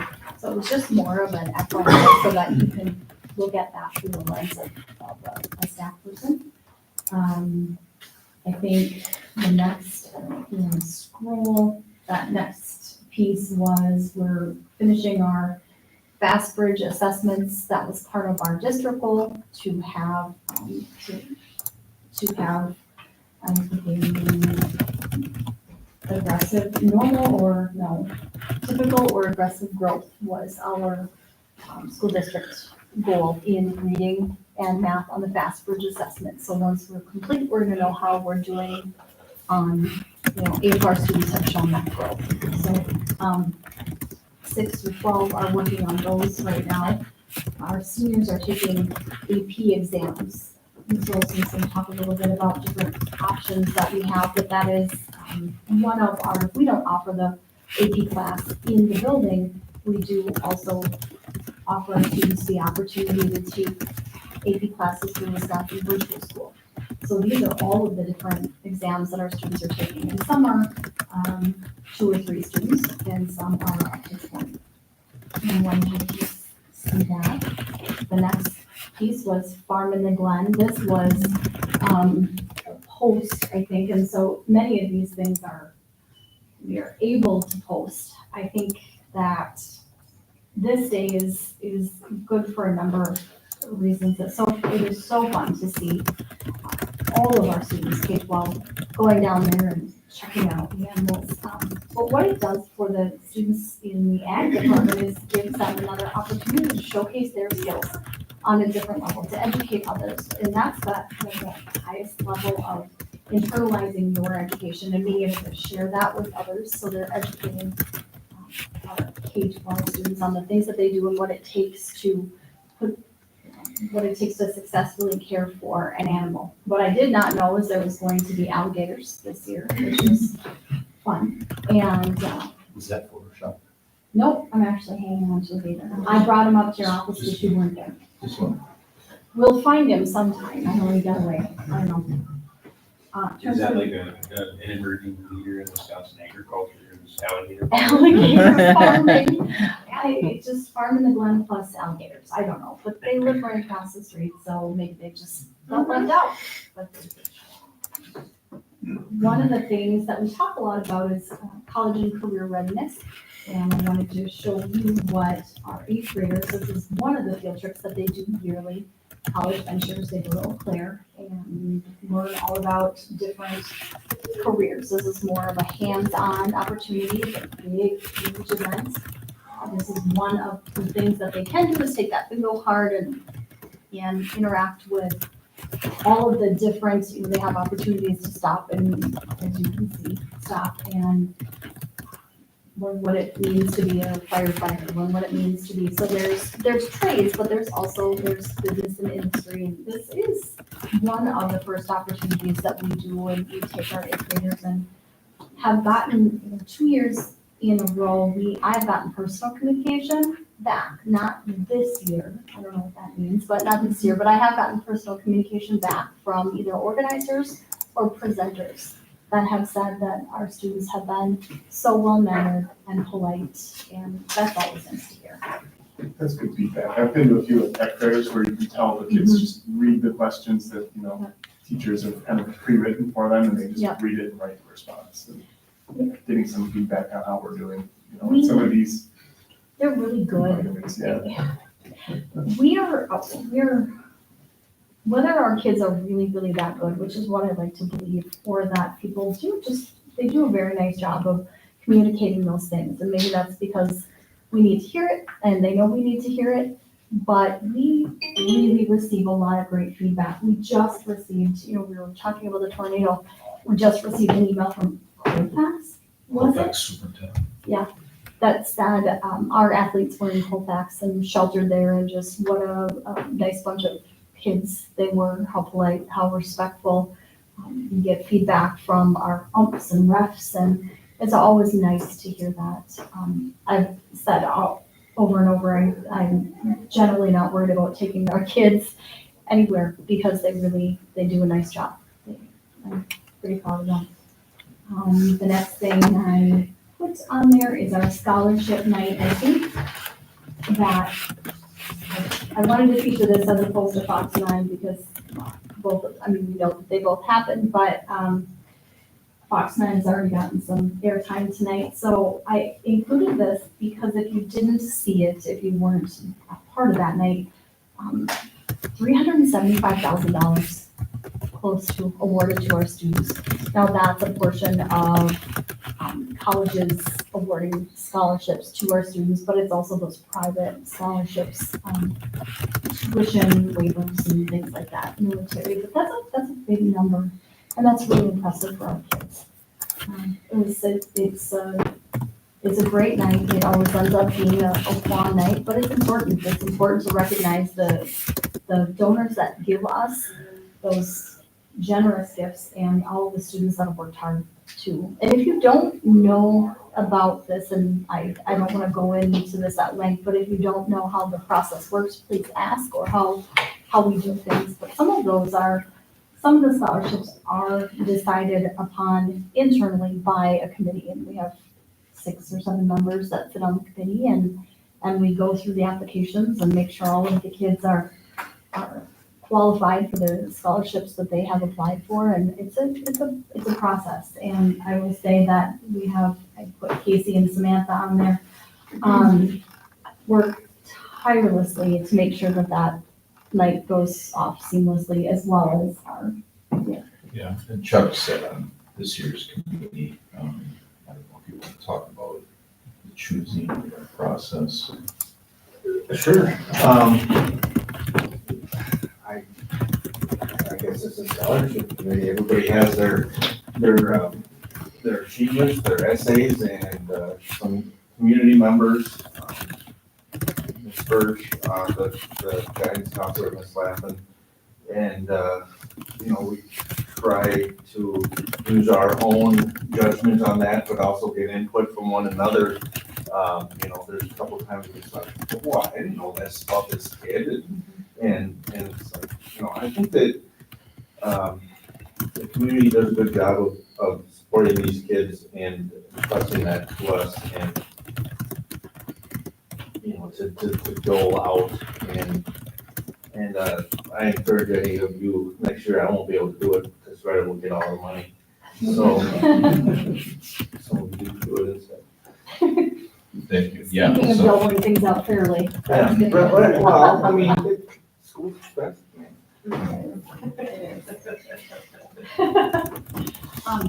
So I wanted to just it's a great way we are able to showcase our culinary arts students, and they work with us to develop a budget and prepare light appetizers for the evening. We were featured on Eau Claire, I think it was WBU, Channel 14, for our signing day, and that has gotten a little bit bigger each year too, and it's a really great way to recognize those students that are going on to those collegiate things, and now, who knows, maybe they're gonna make a whole bunch of money on posters or whatnot, because there's a new law that says they can. So,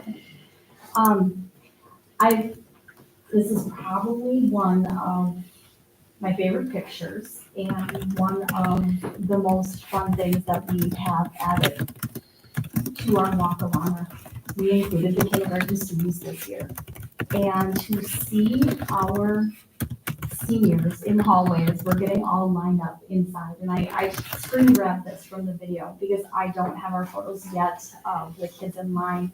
But our seniors taking these little guys' hands, and even if they didn't know them or know, they were so fantastic. And you've got these big, big seniors and little kindergartners, and they were so wonderful with them and reassuring, and they're talking to them and they're high-fiving, and it was absolutely fantastic. So when we do that walk of honor, we have music on the overhead and parade the students through, and our kindergarten students had caps and gowns, and it was fantastic. And some of them were like, Ms. Burr, do we hang on them? Do we hang on their hands? What are we supposed to do? And you can see they're grabbing them and just leading them through this. It was wonderful. It really was. It was fun to see. It was about every emotion that you could imagine. Oh. There was tears, there was Yes. happies, and this, again, to what Ms. Burke said, when you saw the role model opportunity, and then just the opportunity to see that we're graduating, and in some years I'm gonna be right where you're at. So it was,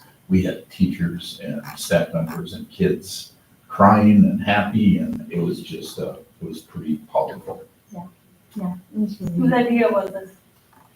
Or did somebody see it from somewhere else? Jamie and I had seen it. Jamie sent it, and I'd seen it.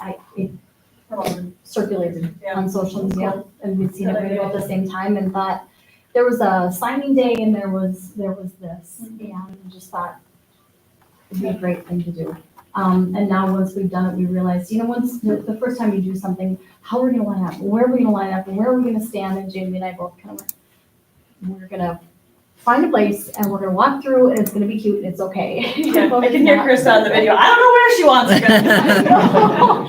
And that's, at the end of the day, we know that we're all, like I said to you at graduation, the kids are gonna show up and it's gonna happen and it's gonna be great. And So and the kindergarten gowns, do they get to keep them or are they staying here in the No, school for every they're year? staying. Okay, perfect. They do have one request to change next year. Is Yeah. These high school kids want to see the kindergartners. So they want them to come all the way through. Oh. Because they saw some of the pictures and they're like, Oh. We didn't get to do that. And then the little ones get to come to the big, Yeah. big That's- person. that's fun. So Yeah, that's a neat so we'll have to change them. Cool. Very cool. This was the night before graduation. I was here really late, and Krista had a picture similar to this, but this is one of, I think I've taken a picture like this every year. And it just, everything's ready, and it's that night before, and it's quiet, and you know that next day, things are gonna change. Things are gonna change for our kids, and it really, as difficult sometimes as our seniors can be, and I think they do that to help us with our separation issues from them. They start to ramp up a little bit, and then we go, oh, yep, Yeah. time to go. Here you go. They're a good group. They listened when they needed to. They did what they needed to do. I was very proud of how they were. This is, like I said, in here, there was 48 seniors that walked, one chose not to. And one she'll be finished by the end of the summer. This year, our number of students with HSED diplomas was 4, and that's pretty high for us. That's the highest number since we've been here. And it's just students that either come to us that are credit deficient or come to us and, they need another option. And it worked out well for these students. And so I included a little bit that you can look at about the HSED and what that is on your time if you'd like to know more. And of course, you can always ask questions. There was so many people that helped at graduation and set up, and we changed it, as you know, to Friday evening. It's the first time we've done that. It takes a lot of work. We moved the award ceremony a week earlier, which was also a change this year. There were so many kids that jumped in during the day to help and do and get set up, and it takes a village to put on something like that. And again, heartwarming that at the end of the day, our kids really, they jump in and they do, and it's great. And I'm very proud of them on all levels. So just a little bit more for me and all those thank yous. And if you have any questions, please always ask. Otherwise, my 7 pages is done. On the high school graduation, was there like a suggestion by parents that wanted it Friday night, or what was the reason for changing? We talked about, from the standpoint of looking at the scholarship night and how to incorporate more families into that. We're looking at the partnering those of, Ms. Birch and I are gonna sit down and kind of reflect and also talk with the juniors and seniors, or excuse me, gonna be seniors, and just what are some of the drawbacks, what are some of the advantages? We also have, parties, we still have every season going on. So we have these celebrations going on, but we have quite a few that are, there's baseball, softball, track, and they're trying to get these parties in, and there's just a lot going on. So we're gonna sit down and reflect. A lot of schools do Friday night, majority of schools, I would say. Not a lot do Saturdays, so it's worth a try, and then we'll reflect and kind of go from there. I wouldn't say it came from one specific spot. It's been a thought for a while, and how that would look. Getting the kids back on a Saturday or taking that time from families and when they could have parties. It's just, it was a, how about we try this and let's see how it goes. It's one of the, we don't have to do what we've always done because we've always done it. What about this? There were things that I really, really liked and some challenges that maybe we need to tweak going forward. From my experience, one of the best parts which we weren't able to do was where the graduates line up outside. And That's you what I ju- was thinking, it And you was just get to, tight and dark and- it's nice, it's comfortable, because it was hot. Yeah. And we don't have air conditioning, which we pumped in as much cold air as we possibly could, but that was one missing, and as you guys were going back to your seats, I went outside and it was lightly sprinkling, and I'm like, I could just picture grandma so-and-so yelling at us, why not go outside? So Miss Birch had Plan B available, which was inside, but I think that's one of I've done majority of my graduations on a Friday night, and that's one of the best parts is but be outside and congratulate and so on, and unfortunately the weather just didn't work out, so. I think the only thing that I heard, some people asked like, how was it determined, or was there a survey? And I'm like, I don't know if there was a survey, because in the past, there's always kind of been like, then next, the upcoming senior parents, they put a survey out to ask them what they were looking for, and we didn't do that this time, we just kind of made the choice. No, and Okay. Because people ask, and I go, I'm not really sure how it came about, so. it's, I've also never heard that there's been a survey, as long as I've been here, about the date of graduation. I thought it worked out great. Well, I'm not complaining, I was just like, I just had people asking about it, because they were kind of expecting a input or something like that, I guess. Yeah, I think there's so many moving parts that people don't see that goes into the planning, where having it on a Friday night also is conducive to where all hands on deck to get ready for that night. But again, you're never gonna please everybody, Yeah. but we are gonna sit down and kind of discuss, especially what do we think, what went well, what didn't. It just happened Friday and it's Monday, so we haven't had a chance to do that, so. And I emailed you guys, Yeah. and we talked about this a little bit, for how nice everything was. And I know that's been an effort from everybody this year, but it just really, the old place cleans up pretty good. So nice job, yeah. Yeah, there's some touches and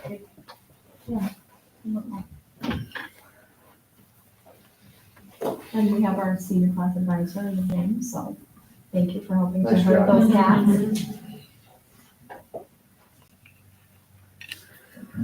Anything else? Is that all you have? Yeah. that's all. Okay, all right. Business action items. First one is the approval of fall 2025 early college credit program and Start College Now applications. All right, so A couple things that I wanted to outline. This, I believe, this is a new concept for Glenwood. And so this is something that I'm used to doing. The recommendation here, it does say it's from Ms. Birch and Ms. Lappin. I put it together just as a template for future use. So I'll explain, and then Ms. Birch can chime in on a variety of things, because I've got a lot of information from her. But this is, bringing to the board is important for a couple of reasons. Number one, we have to understand what is the statute which allows students to take up to 18 credits and pay for through the district. I wanted you to see what we currently pay, which this past year we paid 12,000 something, and it's there. So I put that in 12,900, so close to 13,000 for budgetary reasons. But also I put in there, and they're hidden because they're student information, but you can see where students are applying, what type of classes they're taking. I think it's really important for the board to approve these applications because of the budgetary component, but also understand, because you're making decisions in terms of what staffing we have here and what we don't have. I think when I came back to Glenwood, one thing that I was surprised at is we don't offer psychology. And that is a core course that I think we need to really look at in the future. And Ms. Birch is really looking at different opportunities for next year, like with having Dr. Catola back in the classroom, where he's doing a phenomenal job, and some of the things that he's going to be able to offer, EMT, med careers, and just taking some of those stats that we have gained through trend data and so forth. What are we offering? What are we not offering? You know, what is some of the courses that we should be offering? As you know, this coming year, we're going to be offering Ms. Sandor's half of her basic day is going to be an online component, so we can capture some of those online students. So there's just a lot of data here that I think is important for you guys to see. I'll start with the top, where these are the statute itself. So there's a lot of, as I think George said at one time, the acronyms. And so you got to get used to some of these acronyms that you hear, the ECCP, Start College Now, and then the dual credit Welding Academy. This year was actually our first year where we had an applicant, and he was an open enrolled student that was part of the Welding Academy. Obviously, I know the Welding Academy very well, and it's been a great success where they basically can take this program, and when they go to New Richmond next year, they literally have maybe one semester, and then they're done. And so what an advantage that is for an individual that fits their need. That's what they want to do. We did actually have, I haven't shared it with staff yet, but there's a video out there that two of our previous students already have jobs before they graduated. And I'll share that with you, you'll see it, but I just ran across that this weekend.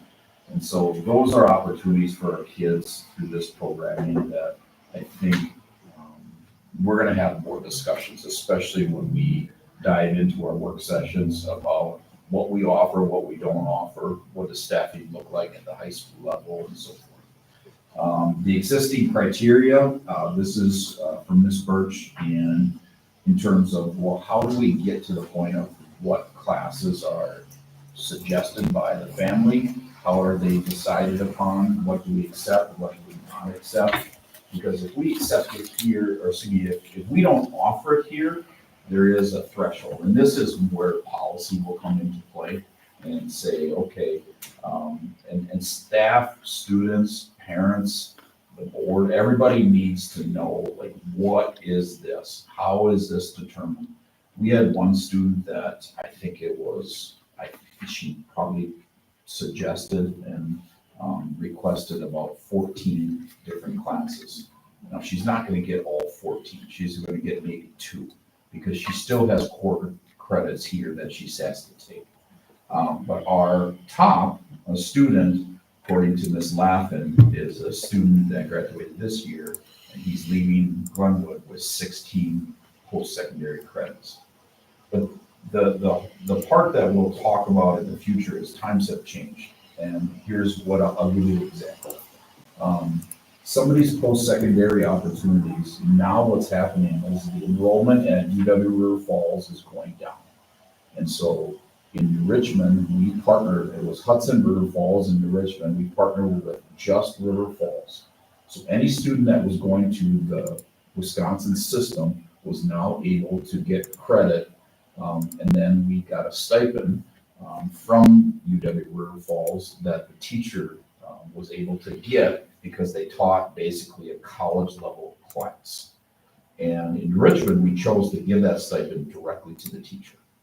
And so Stout is now reaching out because of regional and having some of those discussions with Ms. Birch. And it does come down to the regional component. So colleges are getting creative, but they're also understanding that how can I increase our enrollment in more of a partnership way. So keep that in mind, but the overall criteria is outlined there, and then below in the pictures is kind of the state statutes, but also the comparables.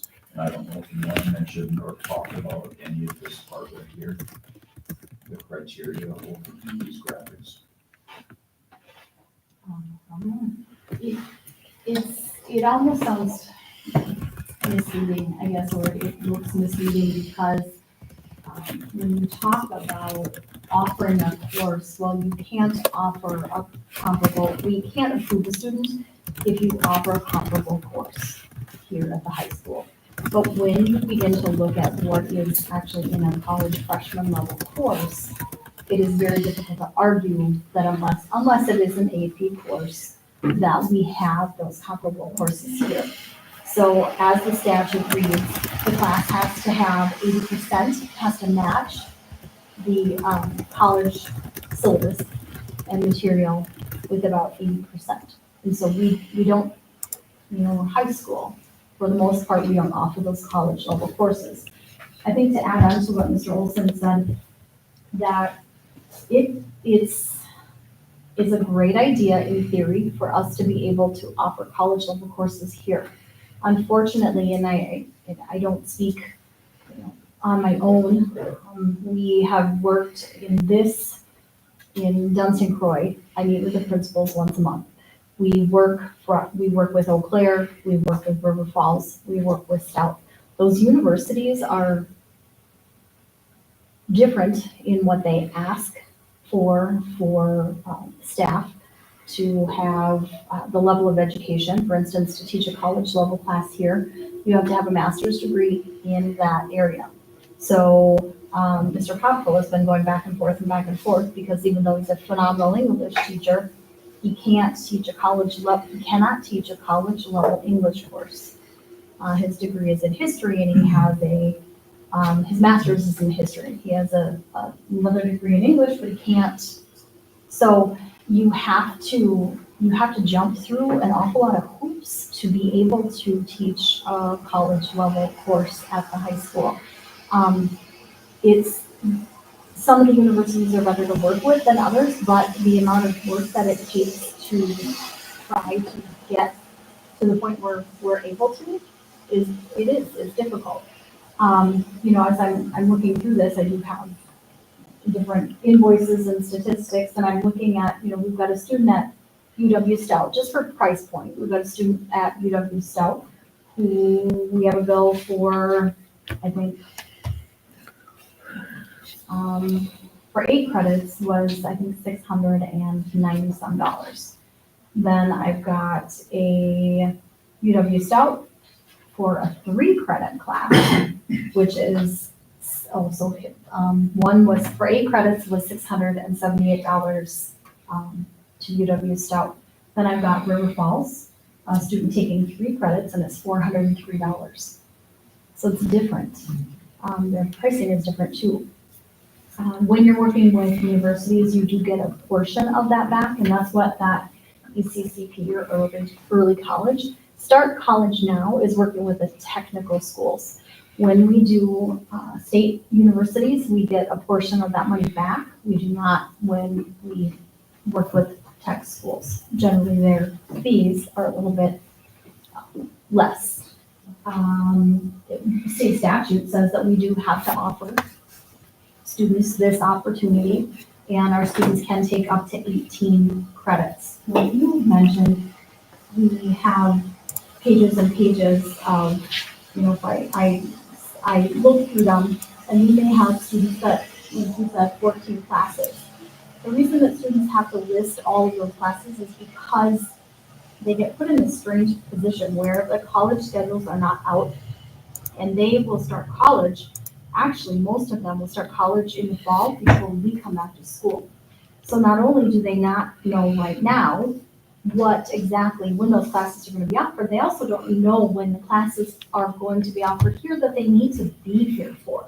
So for instance, if I'm a senior and I need citizenship seminar or personal finance, and they're offered at this time or this time, even though I might be able to get into the class that I want, if it's offered at the same time, then I can't. And so it's a whole lot of moving parts and pieces for this process. And we have to have more, our criteria has to be more robust. We have to have because I'll give you an example of, I've had a student in the past request to take 1980s rock and roll.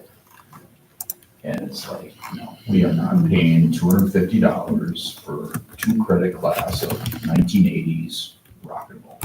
So there's definitely criteria, and go back to Mrs. Birch's point with the masters. One of the things, there is a program out there that's funded by the state grant process, where if a teacher is interested to earn their master's degree, you can get 2/3 roughly paid for by this grant. And I've had a number of teachers over the past take advantage of that. So we're always looking at ways for teachers, if they want to get their master's. Here in Glenwood, yeah, you get an extra $2,000 stipend per year. But this is a state process. And then future-wise, it makes you certainly more allowable. So if you have a master's, and you can make sure that students, if they can get college credit, as Ms. Birch said, there's so many moving parts, and we've done a lot as superintendents to try and bring it together, but every college, they have so many boards and layers and so on that it's not even the state system. You'd think that Eau Claire, River Falls, and Stout would be on the same page. So again, the purpose of this tonight is just to make you aware of, number one, what is this? What are the acronyms? And then I'm always going to have, or give you the list in terms of, okay, so if you look at student one, this is what they have requested. And again, I'm not going to identify students, but student two. So I want you to see, where are these students requesting? Is it online? Is it in person? Is it post-secondary in terms of 4-year? Is it 2-year? So you can see the list. So for next fall, so the requirement is that by March, what's the deadline? March 1st or 10th, something like that. So you will see these at the April meeting for approval in the future. We're going to get into a cycle. And then next fall, you will have the next semester. So any student that wants to take a second semester course, you'll see the same type of format next fall for the spring semester of 2026. So again, lots of information, and again, I won't make public, you guys can see who these students are and what they're taking, because I think it's important as decision makers. But this is going to be a thing that we're going to have consistently in both the spring and the fall for you to see in the future. Any questions that you have?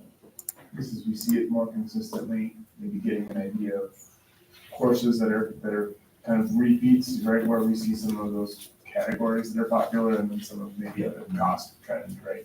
Especially as we're looking at it by semester now too, is, For me, it's that trend data of actually the classes, and I think Ms. Birch is working on one where she's having conversations with Dr. Catola, because we offer, Sarah Johnson offers midterm, which is a dual credit course, but there's quite a few of our young ladies, especially that are, CNAs and so forth, and it's like, how can we, even my son who's at Madison, some of his buddies that came from, whether it's Durand or so on, they walked into school with 10 credits, 12 credits, and that's basically one semester. And so when you look at that, not that we're trying to reach that particularly, but we can also offer some of those courses. And if we have lower numbers in certain courses, or we see a trend that it's more welding based or more CTE based or business based, those are the type of partnerships we're looking to grow. So again, I know this is a lot of information, but this is something that you'll see in the future. But I think it's good for you to understand what are our kids taking, how much are we spending, what does the budget look like, and understand the criteria that's deciding. For student 4, it says intro to sociology 3 credits and then introductory sociology. Are they 2 different classes? Yes, I saw that. I was like, The same exact thing. yeah, Is she just trying to get into one of them that's available? Is that kind of the thing? that was the students, that was like, whoa, It's that's, very possible that one is online and then. it's Oh, there. okay, gotcha. And then we don't do an A&D? And then anatomy and physiology? We do, but again, keep in It mind doesn't that it has to correlate be to a- 80% college Seems like material. CBTC would be comparative. It's not though. And we have to be in line with exactly what they're teaching, and we have to prove that. We have to prove that we have the same materials, teaching the same way, assessing the same way. In order for us to say no. Right. is a scenario where we can leverage those, what was it, 60-63 or whatever those other district kind of agreements are, or if we've got teachers that qualify and the course that qualifies. Yeah, because that is one thing I was gonna mention, you might have a want for 5 kids to take a college level class. You can't allocate a teacher just for a small class like that. And that's the advanced phys in that, we've Yeah, talked about that. But when you only have 4 students that are going to take a course, it's hard to justify that type of course. We have also talked as principals, Mr. Gretzlock and I have talked because we're so close. What it does entail is a schedule that is aligned. And so we'd have to determine that if we're going to share a teacher, and in certain cases, if Spanish is a really great example I use all the time. If you have a very small Spanish program, or if you have higher level Spanish, you could collaborate, 2 districts could collaborate and someone could be online. Or in this case, we could certainly send students to Boyceville, but our schedules would have to match up. so And it's not that, that we're not, I'm sorry. it's no, not that we're actually willing, came up at my But last soup meeting. and- And I guess years ago, because they sent me the folder after, if you look at Mondovi has the same calendar and the same high school schedule as 2 high schools in their region. And it was for that exact 6603 that's that sharing piece. Spring Valley, Spring Valley, EPC, I think have done the same thing.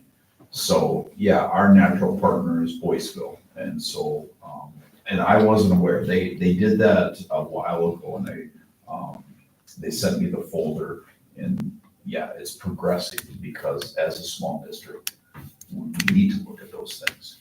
So, yeah, there is good information there, having those discussions, making sure that we can help one another out, because they might have a staff member that is credentialed and we don't, or vice versa. And so we have to leverage those opportunities. It, as maybe minute as it sounds, when we talk about start times and making sure that our students are even on the same start time.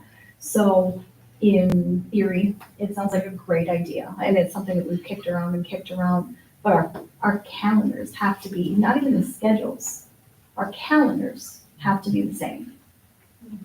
So it's a lot of things to take into account to do something like that, in a lot of pre-planning, and then calendars. The other part, so back, again, 2010, I was in Prairie Farm, you had this ITV, and I don't know, maybe Jordan, you remember it, but, let me see, Jody. So you had this room, and they used to give out grants, and they had like 7 ATVs, and you had multiple people. Well, CISA, you paid a consortium fee, you had all those things.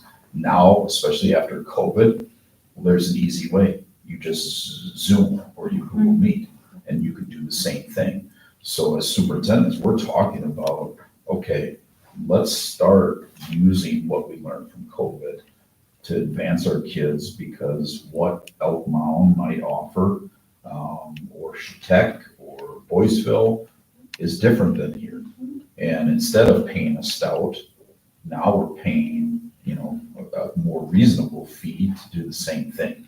So I'm excited. There's a lot of opportunities. I think that we haven't scratched the surface here. So Yeah, it's a commitment for the students too, right? For them to take it on. And it's a big benefit though to those families. I mean, Mr. Draxler alluded to the price of school these days, and you can get 18 credits. I mean, that's almost 2 years worth. I got colleagues at Woodbury that their kids go into college and they've got 2 years of college left. They just cut their cost of their whole secondary education in half. I mean, it's a great thing that we can offer. Yeah, Something that we can amplify for those students who are willing to commit to it. And you think that our testing scores would only improve because now you've got more in-depth knowledge on certain topics and subjects, so. It's a huge incentive. Yeah. I think I wasn't really aware of any of this like in high school. If I'd have known how much money you could save, right? It's just- Well, maybe high school kids don't think about it, But but now you can help all the kids. yeah, And they have to go through an application process, they do have to be in good standing.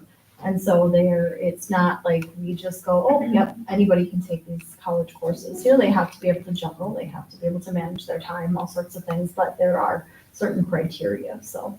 we talked to our new school counselor, Mr. Mays, about, we have to do a better job of making sure this information is readily available. And that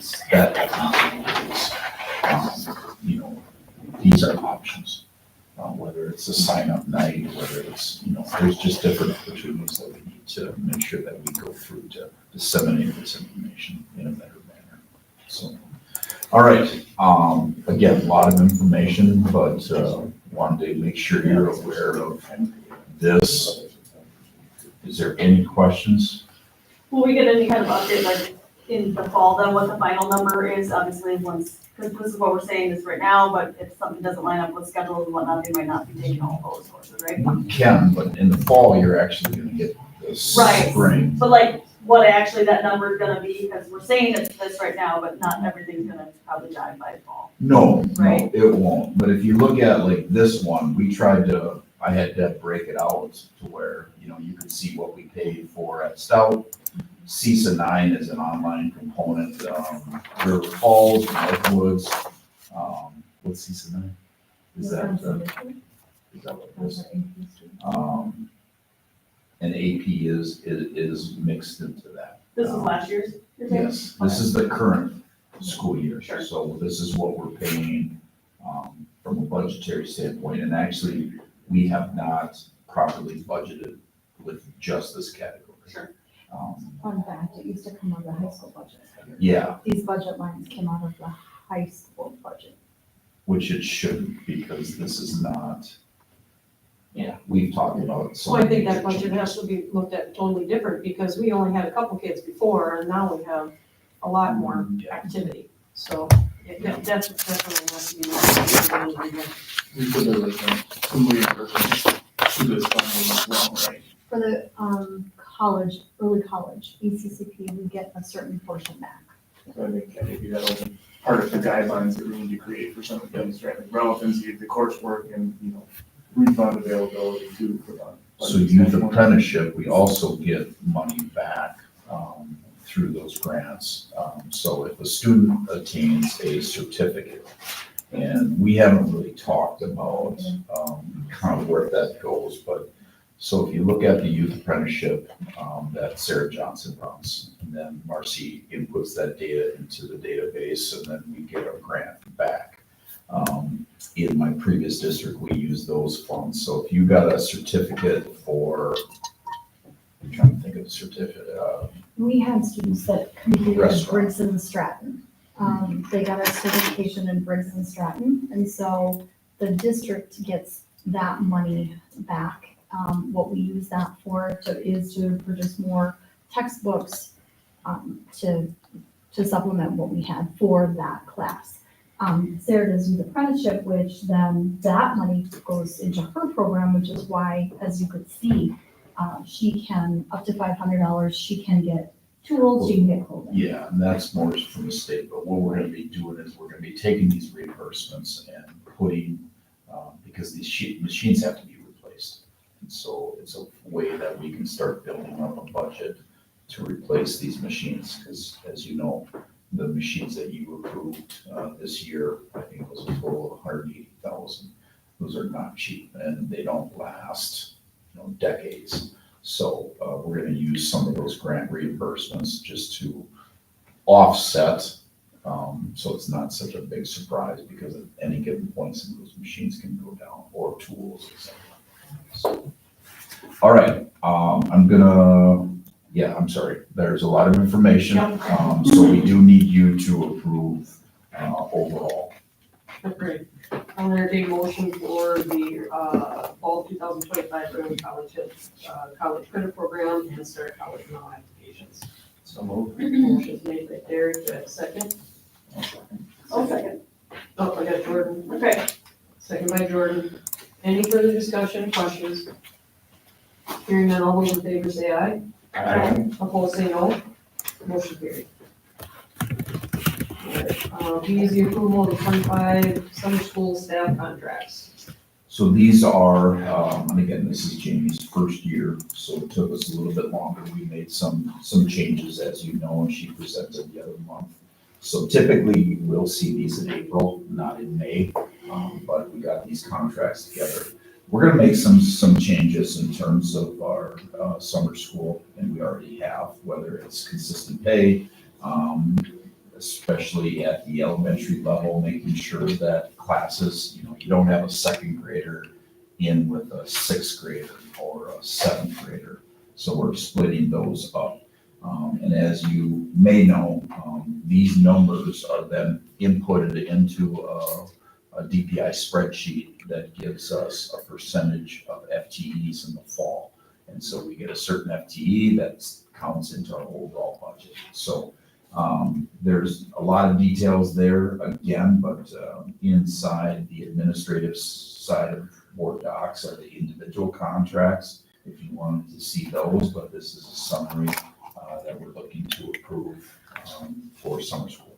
We had a couple resignations. Are they still working through the summer for the summer classes? As We think they are. teacher-wise, yes. Yeah, there's two, I think that. Yeah. With the impending resignation of the school nutrition, already had a conversation today of an individual that will take that over, because we were excited about that opportunity.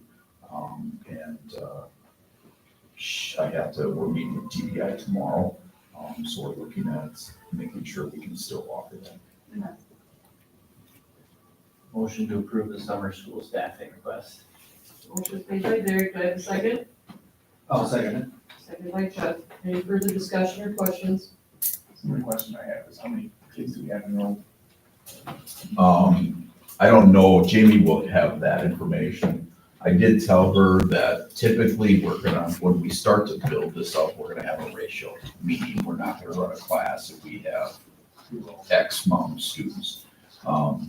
Because of our changes, and that's some of the feedback that we've actually incurred was, when you lump in a second grader with a seventh grader,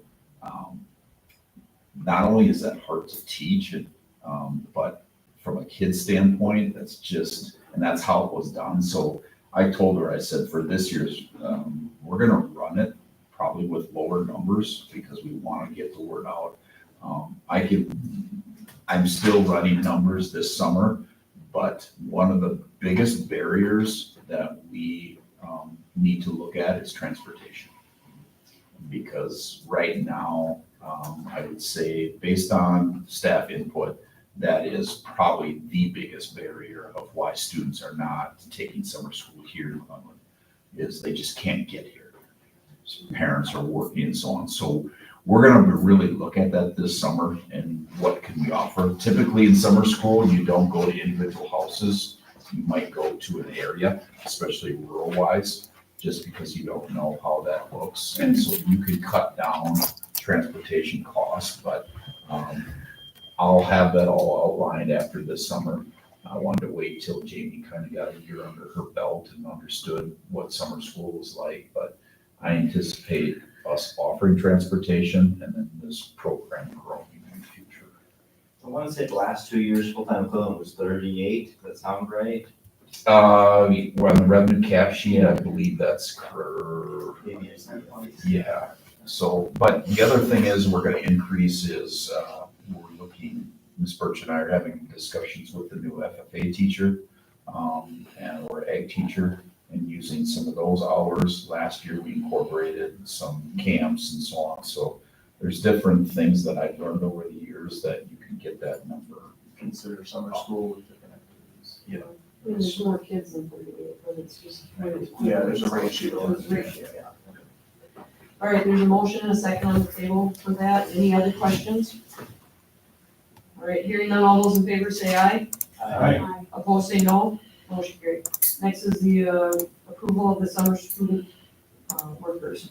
So I normally would just put this into the consent agenda, but I wanted to outline it in terms of the new board members. So we do hire students for 3 different areas here during the summer. And I've done this this was done prior to me. We did make some changes. We actually, to Jordan's point, we make it more realistic. We actually conduct interviews. We go through and we create recommendations. We go through in terms of applications, et cetera. So we really try to make it a job process experience for our kids. And when it comes down to, they're huge helps. So I'll just go through each one. Summer custodian, this is the individuals that help. Now, are they in line to where they're gonna be running the waxing machine? No, these are the power behind moving desks and chairs and things like that, but they do a great job. 3 of these individuals are really making a difference right now because we really got hit with almost the perfect storm in our custodial area with a variety of circumstances, as you know. So 3 of those kids are actually making a huge help there right now. But the recommendation from Ryan is what you see. And this is students, workers. We got transportation grounds, which helps us outside. And then we have also here, and this will be changing because of recent circumstances. But overall, we're asking to approve these individuals for the summer. And we did create a tiered compensation system, as you approved at our November meeting with the compensation increases. If you look at the next one, we do hire 1 intern for Frank's position in IT. The last year, we had Zach help and did a phenomenal job with Ms. Flick. Is it Zach? Yeah, exactly. And a lot of times, especially over the summer, each machine has to be, you have to touch each machine for updates, et cetera. So some of that work, where Frank can oversee it, and then he can work on the backside of things, and these students are doing some of the other manual pieces. So Leandra is Frank, after going through the interview process, is his recommendation. And then we also have one for Tiny Tots, which I had to break it out. And again, it's a growing program. We have a variety of students that Ms. Burgess is enhancing the TAP.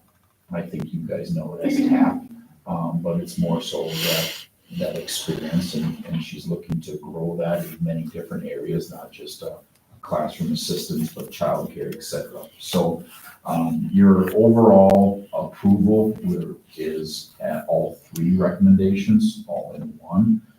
But I wanted to make sure that the new board members were understanding what we offer in the summer. We have students that work for us. It's gone very well. And then we make it more of a job process. So they can learn what an interview is, which is pretty interesting. Some of them have no idea, and they're pretty nervous, but it's a good learning experience for them. Any questions? We get to consider these as part of our FTE ratio? What's that? No, No. because there's no education and we pay them, we cannot. So, good try though. Yeah. All right, I'll entertain a motion for the approval of our summer school workers. Motion is made by Chuck, do I have a second? One second. Second by Jody. Any further questions? Hearing none, all those in favor say aye. Aye. Opposed say no, motion carried. I have two communications this evening. Mr. School Board, thank you very much for choosing me for the GEC class of 1950 scholarship. This money will be put to great use as I continue my education at UW Green Bay, major in nursing and parking. Thank you for considering me as a recipient for your scholarship. The money will be used to continue my education at a North Carolina Community College for nursing, and also to continue playing sports. Sincerely, Isabel Davis. All right. Achievers, only graduating for a couple days and then getting them all over. Yep. They are handed envelopes, or they're handed the addresses, So easy. so that they know where to send the thank yous. Hint, hint, here's the addresses, so that we can get them.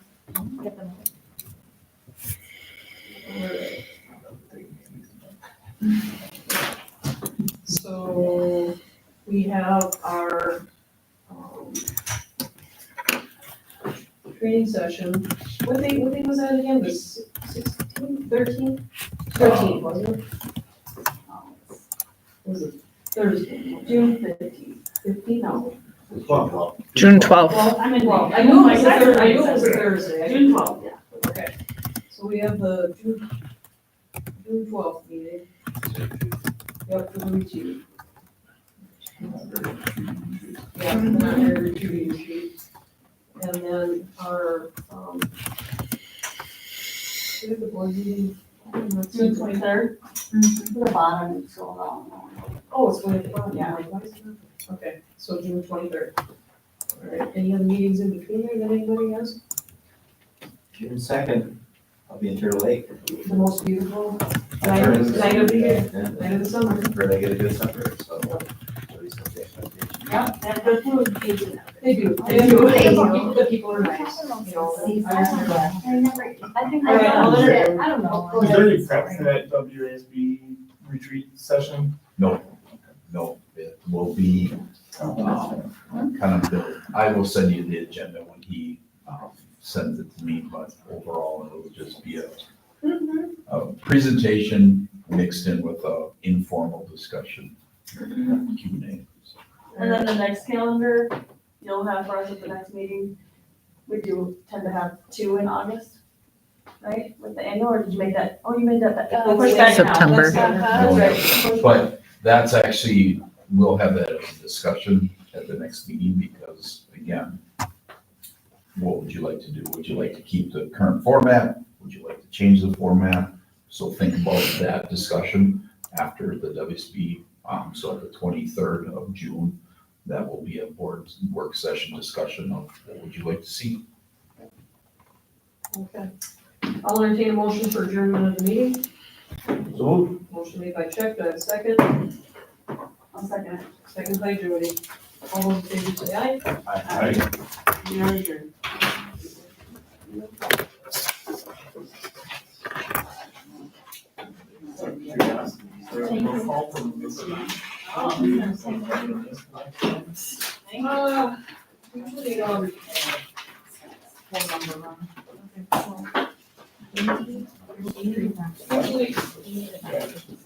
Usually, Oh, you were supposed to have it. well, why, there's concerns reading. Email me on any of the agendas, that's fine, or At the top of our lobby. if you're not gonna be here. I mean, it's amazing. Got some of the. No, I've never heard it in my life. Sing Sing like that? I can hear her going that, doing the. This is free content. Oh. Okay. Oh, slap happy. I wanted to.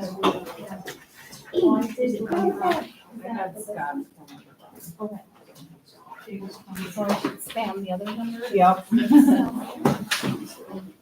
Yeah, and all of your No further. questions, needs to the auditor. Any kind of one.